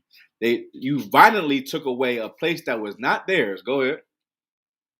Which he builded not. Which he built not. Go ahead. Surely he shall not feel quietness in his belly. He should not feel quietness of his belly for what he did, man. That's the Esau, man. That's talking about the Edomite, man. He violently took this place and oppressed the poor. You understand? The Lord said, surely he should not feel quietness in his belly. That's why he's going to the damn moon and outer space, because he knows there's a judgment coming. That's why. There's no quietness in his belly. There's no, listen, I be at my slavery, right? And I work in a white community. And I always see like white people jogging. They like, up in age. I'm like, dang, y'all got all the money. Like you're jogging every morning at 6, 7 in the morning. Like, why don't y'all just chill and relax? Why don't you just lay down, right? That's going on in my head. But if this scripture, I just read it right now, I understand it. There's no quietness in their belly. There's something they have to do because there is something coming against them. There is something that's going to take their life. It's called cancer. Right. The Lord kills white people with cancer so much, bro. Go look at the people white people getting skin cancer, and women getting breast cancer and over. Black women get it too, but not at the rate as white women. Go ahead. So you can say that white people live their life looking over their shoulder too, like that. Absolutely. And when you steal from somebody, you know something's coming. Right. Like, right. Anybody who lived a life of, crime, you never feel safe. No. You never feel safe. You always feel like somebody's going to come get me because you did harm to somebody. Something's going to happen unless I repent, unless I change. But this is the thing. They don't want to change or repent. Y'all understand? Go ahead, Allah. It's funny you say that, sir, because that's the spirit of Karens. That's why they run you off their property if you're just, I don't know, just standing. If even a brother's just smoking a cigarette or something, they want you off their property because they know that they're the real vagabonds. They're the real thieves and murderers. So they get you always in trouble. Oh, there's a. That's not that. That, you know what that is? That's what's that word called? Arrogance. That's what that is. That is, I own this. You get what I mean? What are you doing on here, spick, nigger? I own this. And they don't own it, but someone they like owns it, right? So they're gonna show their arrogance, and they're gonna buck up on you. You get what I'm saying? It happens. White people have this intrusive spirit of owning things. They wanna walk where you be. Say like we at camp in Vegas, right? This white lady just want to walk wherever the hell we at. We like, you can walk way the hell over there. She want to walk where we at though. I went home that night and I prayed that God gave her cancer. That's what you should do. You get what I'm saying? You should pray that the Lord give her cancer and she die, her family dies of cancer. Because why would she want to do that when there's so much room to walk? But the problem is she wants to own everything. And that's why the U.S. cavalry is going to die one day.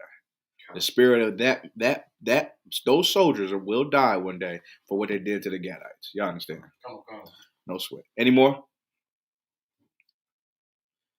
We read 20 and 19, right? I wasn't done with 20. Go ahead. Surely he shall not feel quietness in his belly. Mm-hmm. He shall not save of that which he desires. Solid. Good to go. All right. Give me Amos 5 and 21. Y'all know this precept, right? Come on. Amos 5 and 21. Then hold that. Give me Jeremiah 2 and 33.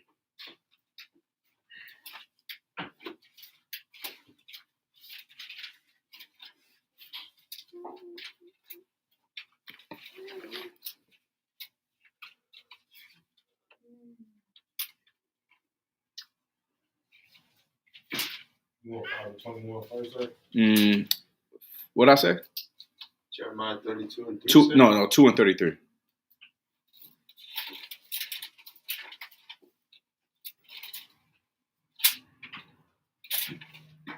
The book of Amos, chapter 5, verse 21. I despise your feast days. I despise your feast days. Go ahead. And I will not smell in your solemn assemblies. Y'all understand that, right? That's easy to understand, right? The Lord said he hates your feast days, man. All the feast days that you do, the Lord hates them, man. That's not the feast of dedication. That's not the feast of, give me some more. That's not the feast of Hanukkah, right? That's not the Day of Atonement. It's not the feast of first fruits. Not the Passover. It's not the what's the one we do after the Passover? Feast of Unleavened Bread. It's not those things, man. The Lord doesn't respect anything you do outside of that. So when you make a tradition, give me that one where it says the tradition of men. And what's that? Colossians. That's it. Colossians. The traditions of men. He doesn't respect those things. Keep going on 5 and 21. I despise your feast days. Go ahead. And I will not smell in your solemn assemblies. Mm-hmm. Though ye offer me burnt offerings. Though you offer me burnt offerings. You right. This is what you do on Thanksgiving. I remember doing this growing up. Anybody holding hands? Holding hands with a man. That's homosexual. I didn't know no better. Lord forgive me, right? Holding hands with this man. He's like, hey, what are you thankful for? I'm thankful for my family. Right? Remember that? I'm thankful for us. I remember some cats try to get deep. I'm thankful for another opportunity. Thankful for my mother. My mother. Right? You did all that. That was you. Don't laugh. That was you. Y'all cry. Thankful for my mother. She was my mother and my father. Right? So you over here doing all that thankfulness, right? You doing all that. You sacrificing to other gods because God doesn't look upon that. You understand, right? We should draw things. I'm gonna say it's like we should draw stuff out the thing. Tell me what you're thankful for. Or tell me what you love about life. I used to be like, damn, this is crazy. All this to eat some mac and cheese and chicken or turkey. I gotta do all this. Right? You gotta do all that. Because the white man took over that holiday. It ain't about Gadites, right? Ain't about break. Some brother told me, he said he's my age, which is, you should know better than it. He said, I thought they broke bread on this day. I thought the pilgrims I said, damn. You thought they broke bread together, huh? That's what I seen when I was 5 years old, brother. Go ahead. Yeah. I mean, damn. Can we get a little education outside of school? Right. Go ahead. Like that. That's what they teach. They teach you that they broke bread together. Yeah. And then in the next lesson, they talk about how they forced them off their lands and put them on reservations. Yeah, man, I mean, good night. How did that dinner go? Right? I'm just saying, though. Where we at? Amos 5:22. Keep reading. Though ye offer me burnt offerings. Though you offer me these burnt offerings, go ahead. And your meat offerings. And your meat offerings. I will not accept. I will not accept those things, man. How can I accept it when there's blood on the table? They call it cranberry sauce. You understand? That's what that is. You think that cranberry sauce, I don't even know who likes it, first of all. Everybody said, let me get some of that crab. I don't know who said that. It tastes good, huh? Brother said, it tastes good. That cranberry sauce is good. That's the blood. That's the blood right there. They put it right on the top of that mashed potato, in between that mashed. They put it right in the middle of the plate. So you can remember that, this is the blood of the native Indians who died. So you can have this plate. And you over there like, Most High in Christ. That's you. Most High, that's a sacrifice. That's you. We got to stop being small in this place. When are we going to be huge? When are we going to be big? When we stop being a slave. You understand? The day we stop being slaves is the day we can take over the world. You can never take over the world as a slave. If you keep celebrating Thanksgiving, you celebrating Christmas in about 30 days, right? You're a slave. You're doing what your oppressor is telling you to do. You're breaking your back for your oppressor. Your oppressor is your father, your God, and your daddy, all in one. Go ahead. I just want to add on. Me and the brother were talking about this earlier, man. Mm-hmm. It's crazy. Like, we the only people that will celebrate a holiday that represents our demise. Versus, you would never see the Japanese celebrate August 9th. What's August 9th? When Hiroshima got bombed, you would never see the Japanese get together and have a dinner and say they're getting together for because it's for family. I mean Pearl Harbor, right? Yep. Man, can you imagine? No, serious. Man, you so right. Like, and that's why they have an army. You get what I'm saying? That's why we have an army, because we're men who don't believe in any of those things. That's why we have an army. These men don't have an army. They don't got men that will follow them and go to war. If you don't have an army, you don't have anything. You understand? Where we at now? You want me to finish up? Finish up what? Amos 5:22. And nah, we good on that. Go ahead, I'll score. So, sir, time check 8:38. God, no sweat. All right. Okay, boom. Sir, you wanted Jeremiah 2:33? I did. Give me Jeremiah 2:33. This is the book of Jeremiah, chapter 2, verse 33. Why trimmest thou thy way to seek love? Why are you trimming your ways to seek love? Huh? Why? Why you gotta celebrate Thanksgiving for love, man? Hold on. Let's break it down. Let's break it down. If you and I at SUBCRIBE, right? You've been in here more than a year, or whatever. And your family, you're the only person who's in the truth in your family, right? Your family is celebrating Thanksgiving right now, having a good time. There's some family probably in town that you haven't seen in a while. I don't know. I haven't asked anything, right? So maybe your family is having a good time, right? And then so a part of you is saying, "Damn, I miss that love. I miss that family," right? Anytime you get that feeling, you got to say to yourself, who is the person in your family who is gonna be who's gonna break the chain? Who is gonna be? Let it be you. Let it be you. Let all your family talk about you and say why you're not here, or let your family talk about you and say, he in this cold, they don't believe in celebrating holidays, and then someone says they don't believe in being with their family. They don't believe they don't believe their family. What kind of religion don't love their family? This is it right here. Right. You understand? This is the place you need to be in to love God more than your family. Because God is the reason why you're living, not your family. God is the reason why you shouldn't celebrate Thanksgiving, not your family. Your family will say, you need to come celebrate. You need to come be with us. Why are you doing this? I ain't raised you like that. You sure didn't. You raised me to be a sinner. Command John Yohana raised me to be a soldier who serves Christ. Right. No sweat. Shalom. You understand? Go ahead, Lob. The only time my family hit me up was during the holidays. Yeah. Without the Thanksgiving, Christmas, we really wouldn't have a gathering. So what's the point? What's the point? You know what my family is right here. Right. You understand? My family is right. My family is who I see. all the time. Once, twice a week, 3 times a week. That's my family. My family, it ain't the people that's going to go eat a turkey and macaroni and cheese, and say what I'm thankful for. That's gay. I'm not gay. Right. Y'all understand, right? Give me some more. Why trimmest thou thy way to seek love? Mm-hmm.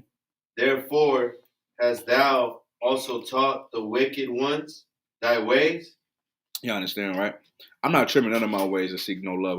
What love do I need? I don't need no love.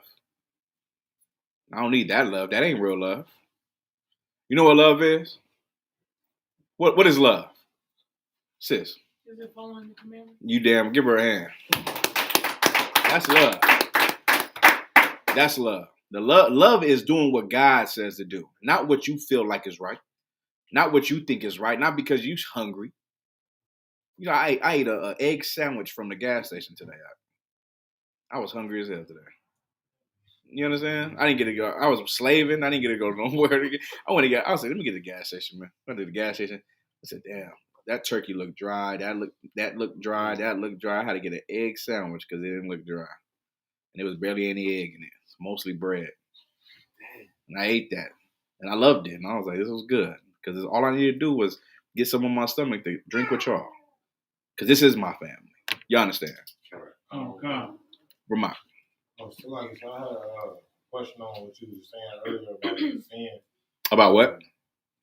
So I wanted to know what would be worse for a man, somebody that sins or teaches sin. Someone who, okay. Give me Matthew 5:17, right? Go to 19. Just drop to 19. What's worse, a man who sins or teaches sin? A man who teaches sin is worse. A man who sins is bad. It's okay. A man who sins, it is bad to sin. Like you should not sin. You can be forgiven for that. You can get forgiven for that. But a man who teaches sin, that's like. Let's just read the verse, right? Let's read it. You got it out? Sir. You got it a lot? Yes. Go ahead. Chapter 5, the book of Matthew, chapter 5, verse 19. Uh-huh. Whosoever therefore shall break one of these least commandments, uh-huh, and shall teach men so, go ahead, he shall be called the least in the kingdom of heaven. Okay, so they tied, right? They tied. They pretty much tied. In the spirit, teaching men to sin is worse. Because that's why we don't, okay, like, if you see GMS cats, right? I don't blame the GMS cats who are coming in. They're getting taught that you can sleep with white women. I blame the teacher for teaching it. Right. You get what I'm saying? Like, I blame the teacher for saying, you can pop a white woman if you want to. They talk about buying whores out, like literally. Oh, God. So I blame the teacher because you're teaching lies. You're teaching heresy. It's like it. That is correct. So teaching the sin is worse than actually sinning. But you shouldn't sin. Yeah, you understand. Laha. It's like, can you use Matthew 22:19? Matthew 22:19? It's like Revelations 22:19. Go ahead. It says, if any man shall take away from the words of the book of this prophecy, God shall take away his part of the book of life and out of the holy city. Yeah, he's a 5,000. Excellent precept. Excellent man. Excellent precept. Absolutely. You put that in your notebook, Vermont. All right. So you do these things, right? So now we good on that. Where we at right now? What verse was we at before that? Before Matthew 5:19? Yeah, we're in Matthew 5:19. So like you said. Let me get Hosea 4:6. Everybody familiar with that precept, right? Hosea 4:6, and then give me Zechariah 1:15, and then me get whose possessor slay us 11:5. Which one is that? Zechariah 11:5. Let me get Zechariah 1:15 and Zechariah 11:15. 11 and Salakia 11:5. 1:15 and 11:5. And then we'll get into that the one you was holding, Alatazar, from the beginning when I said we'll come back to that. 1 Corinthians 8 chapter, right? Let's go. Y'all don't think I be on it in my head. I be on it. Y'all be forgetting. Y'all think I'm drinking a lot. Y'all not drinking enough. No sweat. Go ahead. Read that for me. That ain't one? No. The other ones I just called. Zechariah, yeah. 11 and 1? No, 1 and 15. Zechariah chapter 1, verse 15. Uh-huh. And I'm very Wait. No. Hosea 4 and 6 first, right? You got that? You got that, Lahab? I got Zechariah 11 and 5. Okay, give me Hosea 4 and 6. Give me that young man right here. Yeah. No. Hosea 4 and 6. And make sure your hair is braided next week, all right? Make sure. Hold that right now. Yep. The book of Hosea, chapter 4, verse 6. Uh-huh. My people are destroyed for lack of knowledge. Right. We destroyed, man. We are familiar with this precept, right? This is what the Bible says, man. Hosea was a prophet of God, right? And he said, my people are destroyed. Not all people. You get that, right? He said, my people. Who is my people? Blacks, Hispanics, and Native Indians. Who are the only people who don't know their identity? Us. Who are the people that don't know their power? Us. Who are the people that don't know their the laws? Us, right? We don't know how to live. We live how our oppressor teaches us how to live. That's why we destroy. You only can be destroyed and a slave if you follow a man. You understand? We follow men. We follow what our spiritual father says to do. Right? Hold that, right? Hold that. Give me John 8 and 44. But keep reading. Slack. Now you keep reading now. Because thou hast rejected knowledge. You rejected the laws of God. You rejected his statutes. You rejected his commandments. You rejected what he said from the beginning. You rejected it. When you rejected it in 2 Kings 17 and 15, you don't got to pull it. We said, damn what we talking about. Let's go back to doing what the heathen said we should do. Right. Let's go make friends with them. Let's go do what they do so we can have security. Same thing that happened in the time of Moses. They wanted to go back to Egypt after seeing manna fall from the sky. After Moses split the Red Sea, they wanted to go back to Egypt. Because what? Egypt had a place to lay your head and a job. How many people? How familiar does that sound? Oh God! You get what I'm saying? How familiar does that sound? Go ahead, Malakma.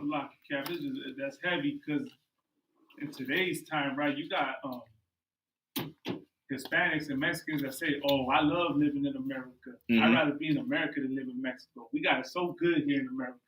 Why would I want to go back to Mexico? Yeah. They taking, because the white man is taking good care of his slaves. Well, you work in slavery and you get paid $20 to $25 an hour, you think you're doing something. Like, don't get me wrong. In our life, that's wild. That is like, you can get your drink, pay your bills, get some more drink, and then be broke just enough to go back to work. Right? And the white man is giving you pennies on a dollar for what you're doing. Pennies on a dollar for what you're doing. Brother, you should be getting paid $60 to $70 an hour. And I'm talking about minimum. You feel what I'm saying? They pay you this much and you can't even afford rent. You gotta save. You gotta get some grant, some PPP loan. You gotta do all these things just to live. Right? Like, you understand? Right. You gotta do all these things just to be okay. Two people gotta go to work. One person gotta work double the wage so he can take care of this whole thing. You got daycare. You got, all these things just to survive. You're used to it. You understand? Somebody got to pick up 2 slaveries and do the work of God. If you're not praying for the white man's demise, what are you doing? You're comfortable. You're becoming a slave. You understand? Do not become a slave. Hate this life. Do it because you got to live. You got to survive. But hate it. Hate it by what? Being perfect. You understand? Hate it by being perfect, man. Pray for it. Pray, man. Listen, Lord. Make the white man's powers. Make his power short. Shorten his time. Bring the angels. Send Christ. Pray for strength. You need all these things just to endure, man. You need all of it. It's damn near impossible for you to get the kingdom of heaven without prayer, without preparation, without thinking that what? I can live. Most people would rather just die. You understand? Most people would rather just die. You have to live, though, because you're a soldier. You're a soldier of Christ. Where we at? I will also reject thee, that thou shalt be no priest to me. You understand that? The Lord said, you're going to be destroyed for a lack of knowledge. You're going to do all the things that's against me. Now I'm going to reject you. Just like how you rejected what I gave you back in the day, in those times, now I'm going to reject you. Now you will be destroyed. Now you would see what it would be like without me. That's what the Lord had to do, right? And what did the Lord, listen, I'm going to tell you something. What the Lord did is what he did for every family. He took himself out the equation and let you do your own. How many people have their father in their life? And look how you ended up. Right or wrong?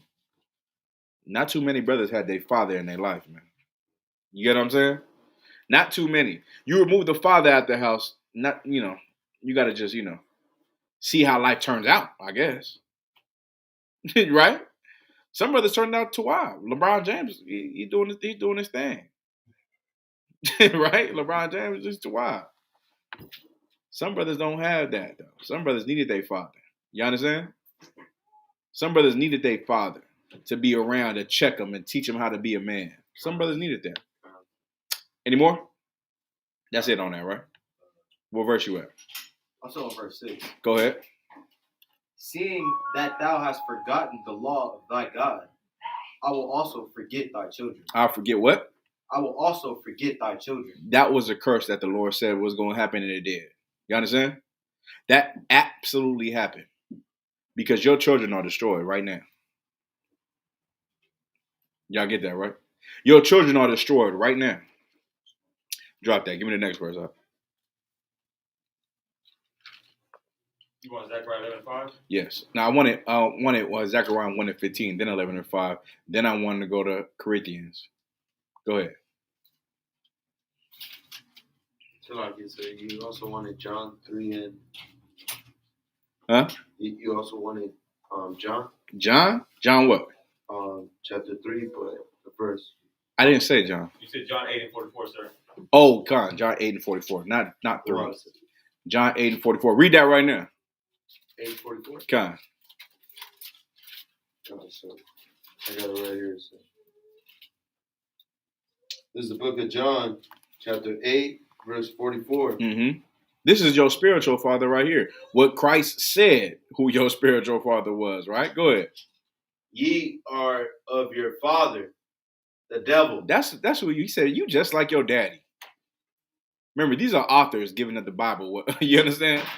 But this is how Christ said it. You just like your daddy. How we would say it. How I would say it as a Judite, right? You just like your daddy. You a goddamn liar. Go ahead. Ye are of your father, the devil. Uh-huh. And the lust of your father ye will do. And the lust of what your father does, you gonna do it. Being a greedy bastard. Being a liar. That's who you are. Go ahead. He was a murderer from the beginning. You understand, right? He was a murderer from the when? From the beginning. From the when? From the beginning. Yeah, he was a murderer from the beginning. Who was the murderer? Who had the spirit of Esau? Ramat. Raise your hand, Salakia. Ramat. Cain. Who else? If you want, please be on topic. Please be on topic. Who else? Yeah, that's correct. Cain. Go ahead. Go ahead, Ramat. Judas. Oh, nah, Judas. Go ahead. Esau. Please be on topic. Y'all not on topic. Esau that's a general answer, but on topic, you would say what I'm saying. I score. Serpent in the garden. Serpent in the garden is incorrect. Come on. Come on. Please, somebody say it. Ramat. Our people? No. He had to go ahead, Malakman. The white man? What? That's general. If you could be specific, come on. So like you said, go ahead. Cain? Who? Read again. Read that part. Y'all gonna be mad when I say it too. Go ahead. Ye are of your father the devil, and the lust of your father you will do. Right. He was a murderer from the beginning. He was a murderer from the beginning. If you're on topic, say it. Top one? The Romans? No. The U.S. Cavalry. Come on. That ain't what we said, right? Oh, God. It's Salagia, right or wrong, though? Did we say the U.S. Cavalry? I mean, ain't that the topic of discussion? That is a murderer. You understand? We talked about the prophecy of Genesis 49 and 19, right? So when we talked about that, you should have knew I was talking about the U.S. Cavalry because they murdered 77 million, right? So now, let's go. Read the next verse. And Salaki, sir, what's that word? Now, that's it. Drop that. Give me Zechariah now. 1 and 15. Mm-hmm. The book of Zechariah, chapter 1, verse 15. Uh-huh. And I am very sore displeased with the heathen that are at ease. I am very sore displeased with the heathen. Go ahead. That are at ease. That are what? That are at ease. That are what? That are at ease. What do you think the white man's acting like right now? He's at ease. He's at ease on Thanksgiving, having a wonderful time. It's not a Gadai insight at his dinner. Right. You feel what I'm saying? This ain't about a memorial. This ain't about, they ain't watching a film about, what happened in, what's the year? What's the year, Dabuan? 1637. 1637. They ain't talking about that. They ain't having they ain't pulling up no footage and talking about what happened in 1637. You feel what I'm saying? They're having a dinner and not even talking about it. You're watching football. Go ahead. That's a lot. So I was going to add that, like in the world, you wonder why these oppressors would have their Thanksgiving and talk about it and it'd be such a happy family gathering for them versus when you would have a Thanksgiving dinner, it's chaos. It's what? It's chaos. Yeah. Joe Muhammad says all the time, right? You got to break bread and a child molester sitting across from you. Come on. The person who molested you is across the table. Come on. And you have no justice. Come on. And he's going to be somewhere secretly with some child there in about 2-3 hours. Because everybody's going to be drunk. Everybody's going to be having a good time. And he is going to be somewhere in secret with the baby at Thanksgiving. Oh, God. You understand? Y'all get that? Oh, God. That's why you can't go there. Oh, God. Because there's no justice in the world. There's no, hey, he's a child molester. Don't talk about that. He's a good guy, though. He's a good guy. He paid for, college? He walked so-and-so to school every day? You're like, okay, you right. So children just get sacrificed year in and year out because of, him being no one giving that child justice. I'm just saying, man, that's what goes on, man. Maybe not in your family. Hey, who knows? A lot of other families, though. Oh, God. Go ahead. For I was but a little displeased, and they helped forward the affliction. The Lord said he was just a little displeased at first. At first, he was like, yeah, they deserve that. They went against me. Hold on now. God damn, that's a little too much now. Right? That's what the Lord said. The Lord said, yeah, listen, man, my people deserve to get punished. But damn, why they gotta get their identity stripped? Why they can't know who their God is? Why they can't serve their God on their days? Why? They doing a little too much, man. I was sore displeased, but then they what? Forward the affliction. You understand, right? They forward the affliction. Don't ever forget that. They went too damn hard. Good to go? Me, this last precept. Go ahead. Zechariah 11 and 5. Lahab, read it for me. Oh, God. Zechariah 11 and 5. Mm-hmm. Oh, Slack, it's not the last precept. 2 more precepts. Go ahead. Whose possessors slay them. Whose possessors what? Slay them. Yeah, the people who possess you slayed you, man. I'll score if you could. The people who possess you, now you good, Slack. I'll get it after class. The people who possess you slayed you, killed you. Go ahead. And hold themselves not guilty. They hold themselves what? Not guilty. Not what? Not guilty. Y'all understand, right? Thanksgiving goes on year in and year out every single year. It happens. And they hold themselves not guilty for what they did. What they say? Man, that was the ancestors. And guess what? Your ancestors gave you a platform. Gave you what? The whole damn the written law on how to be and how to control and have power through murder. You understand, right? You wonder why white people are rich. You think white people are rich because of what? Because they're white? Is that right? Do y'all believe? Hold on. Do y'all believe white people are rich because they're skin? Because they're white? White people are rich because of murder. Y'all understand that, right? Because of the killing of you is the reason why they got money. Because they killed you and murdered you is the reason why they're in power. It's the reason why they hire you and you don't hire them. Y'all understand that, right? Jeff Bezos got a small loan of, I don't know, I think $1 million or something like that. Small loan.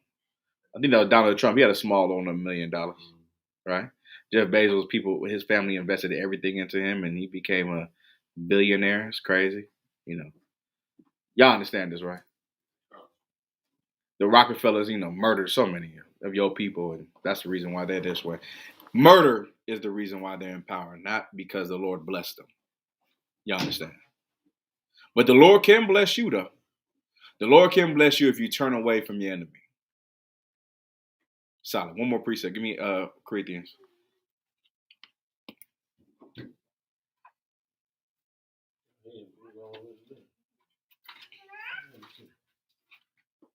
So what you want on Corinthians? 8:1. The book of 1 Corinthians, chapter 8, verse 1. Now, as touching things offered unto idols, we know that we all have knowledge. Say it again. Now, as touching things offered unto idols. So listen, Salaki. So now, as touching things offered unto idols, right? When you celebrate Thanksgiving and you eat the food of Thanksgiving, you're eating something that's offered onto idols. Now, to you, I'm gonna skip through the verse a little bit. To you, you don't think that's an idol because it's just food to you. But to the people eating it, it's an idol because they celebrate it on a certain day. Y'all understand? To them, this is about Thanksgiving. This ain't just food. Y'all with me? This ain't about just food. Because obviously we say you can eat this any day. You can make this any day. But they don't. That's the problem. That's how you know they're talking about an idol. This is how you know they're worshiping an idol. Because this day only this food only comes on this day. When the other time you make a big ass turkey? When? Raise your hand. Never, right? You never have a big turkey on the table because that never happens. No one wants to cook turkey. Go ahead. It's like they barely sell them in stores that much. You get it, right? They got to get their money, right? So they go get their money. Turkeys are gonna have to get eaten on this day, right? So this turkey gets eaten on this day, right? Go ahead. We know that we all have knowledge. We know that we all have knowledge. The knowledge of what? Knowing that what? What is the knowledge that we all have? I almost said it, Oscar Ward. That celebrating Thanksgiving is an abomination. I wish that was the knowledge that we're given. Ramon. Identity? No. Not that. That celebrating Thanksgiving is giving thanks. No. Read it again. The book of 1 Corinthians, chapter 8, verse 1. Uh-huh. Now, as touching things offered unto idols, we know that we all have knowledge. We know that we all have knowledge. What is the knowledge? Now, if the knowledge was, Paul, this is Paul speaking, right? The knowledge for us is what? Go ahead. The commandments. The laws. Go ahead. Now that.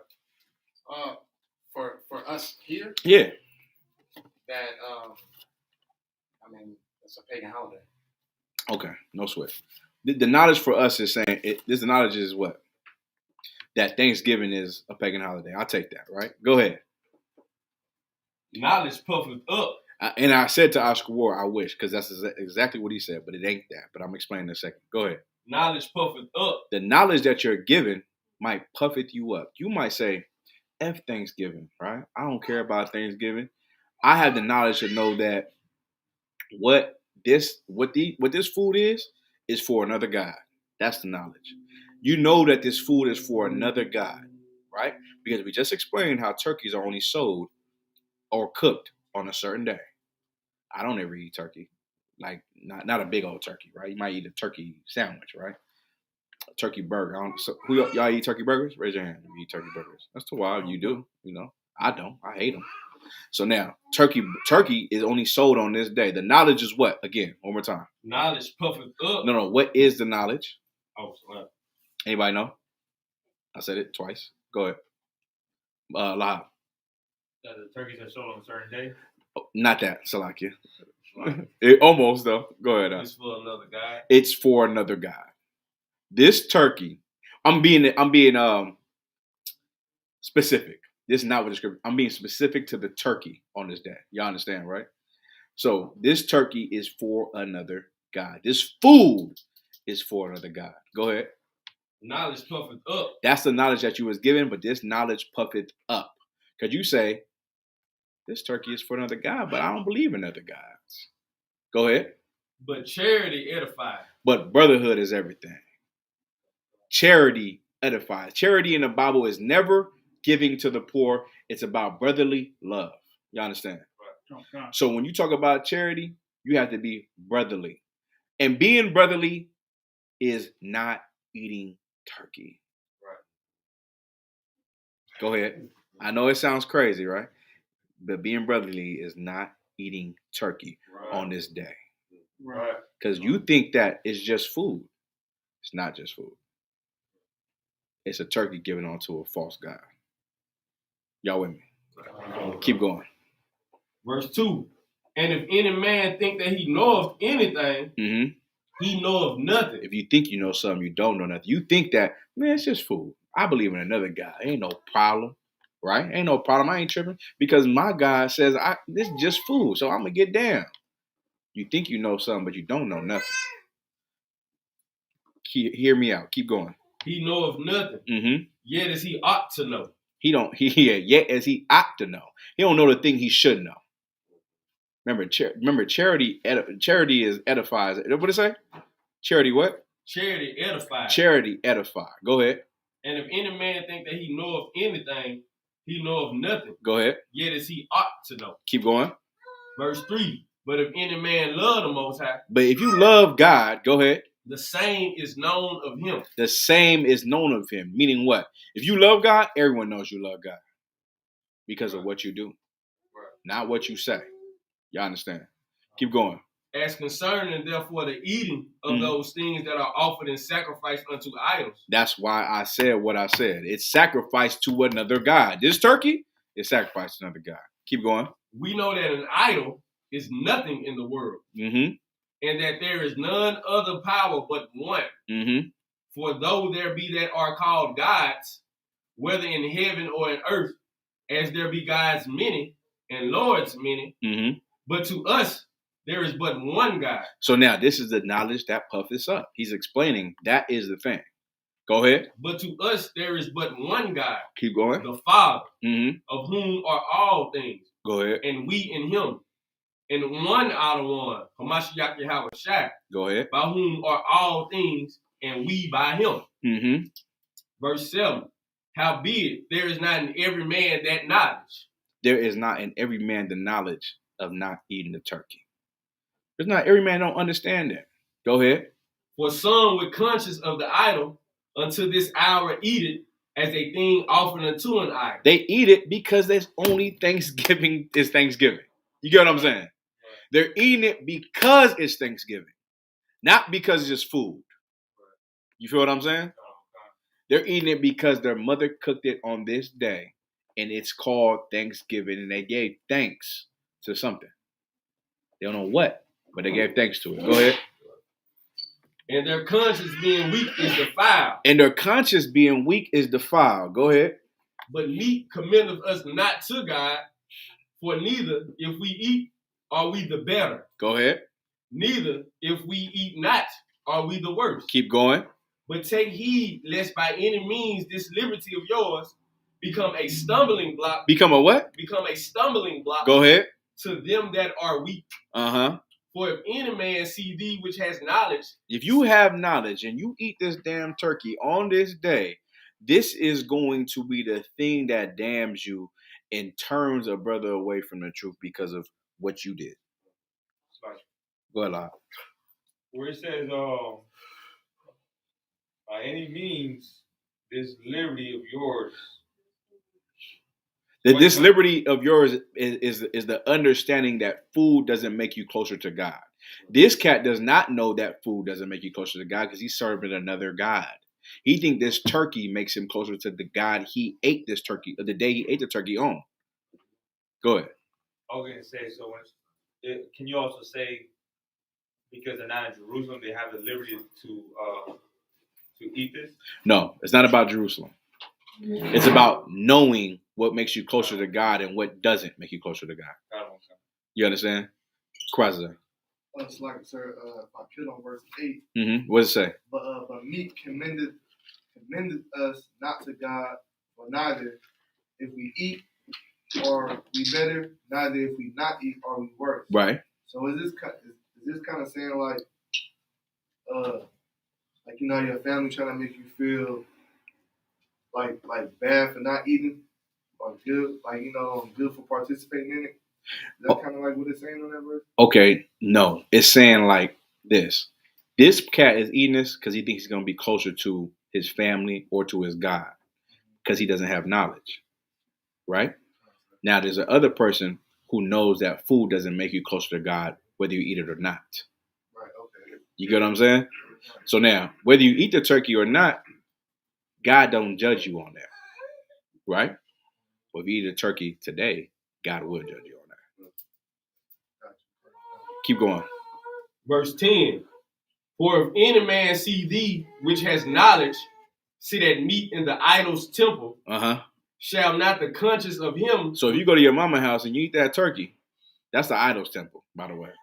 If you eat that turkey and you don't acknowledge that a person that doesn't have the conscience that you have, go ahead. Shall not the conscience of him which is weak be emboldened to eat those things which are offered to idols? So now he's like, oh, for sure, I'm doing the right thing. Because he eating it and he know better than I do. Y'all understand, right? Okay. Keep going. Hold on 1 second. Keep going. Verse 11. Mm-hmm. And through thy knowledge shall the weak brother perish. But through thy knowledge shall thy weak brother perish. Now everything he followed from you, and because you are the amazing brother that you are, he said, damn, he ate the turkey. He ate the mac and cheese. I'll never be in the truth. Because I thought he was above this. I thought he was a straight soldier, but he is weak, and I'll never be in the truth because I've seen him eat that mac and cheese. I've seen him get down that turkey and them cranberry and all that. You understand? Okay. Keep going. And through thy knowledge shall the weak brother perish, for whom Christ died. Mm-hmm. But when ye sin so against the brethren, and with their weak conscience, ye sin against Mashiach. You sin against God. Keep going. Wherefore, if meat make my brother to offend, I will eat no flesh while the world standeth. What's the breakdown of this? Somebody? Lie. Like not to be a stumbling block to other brothers. So meaning I'm not going to eat this turkey because if I eat this turkey, I'm going to stop brothers from coming into this body. Yeah, because of what I did. You understand, right? Meaning this. You cannot eat them leftovers, man. Right. That's what that means. I know y'all, everybody going over to their mom's house tomorrow to get them leftovers, right? You cannot. Don't do it. Because that's why your mother is not in the truth. You understand? Okay. That's why your brother's not in the truth, because you went there the next day after being a staunch motherfucking soldier in the ISUBK and went to go warm up them leftovers that they ate and sacrificed to gods. You understand? Okay. With that, I'm going to pass the class over to Priest Officer Oscar Wolf.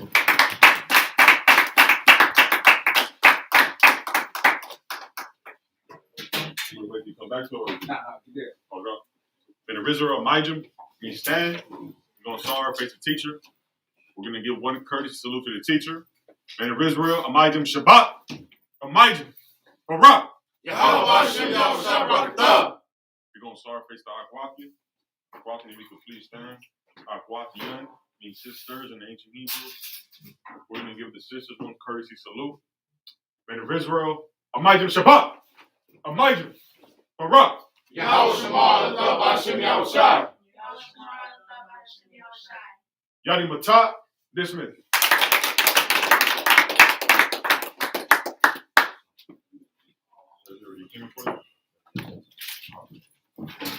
So much. You out of here, man? I'm on here already.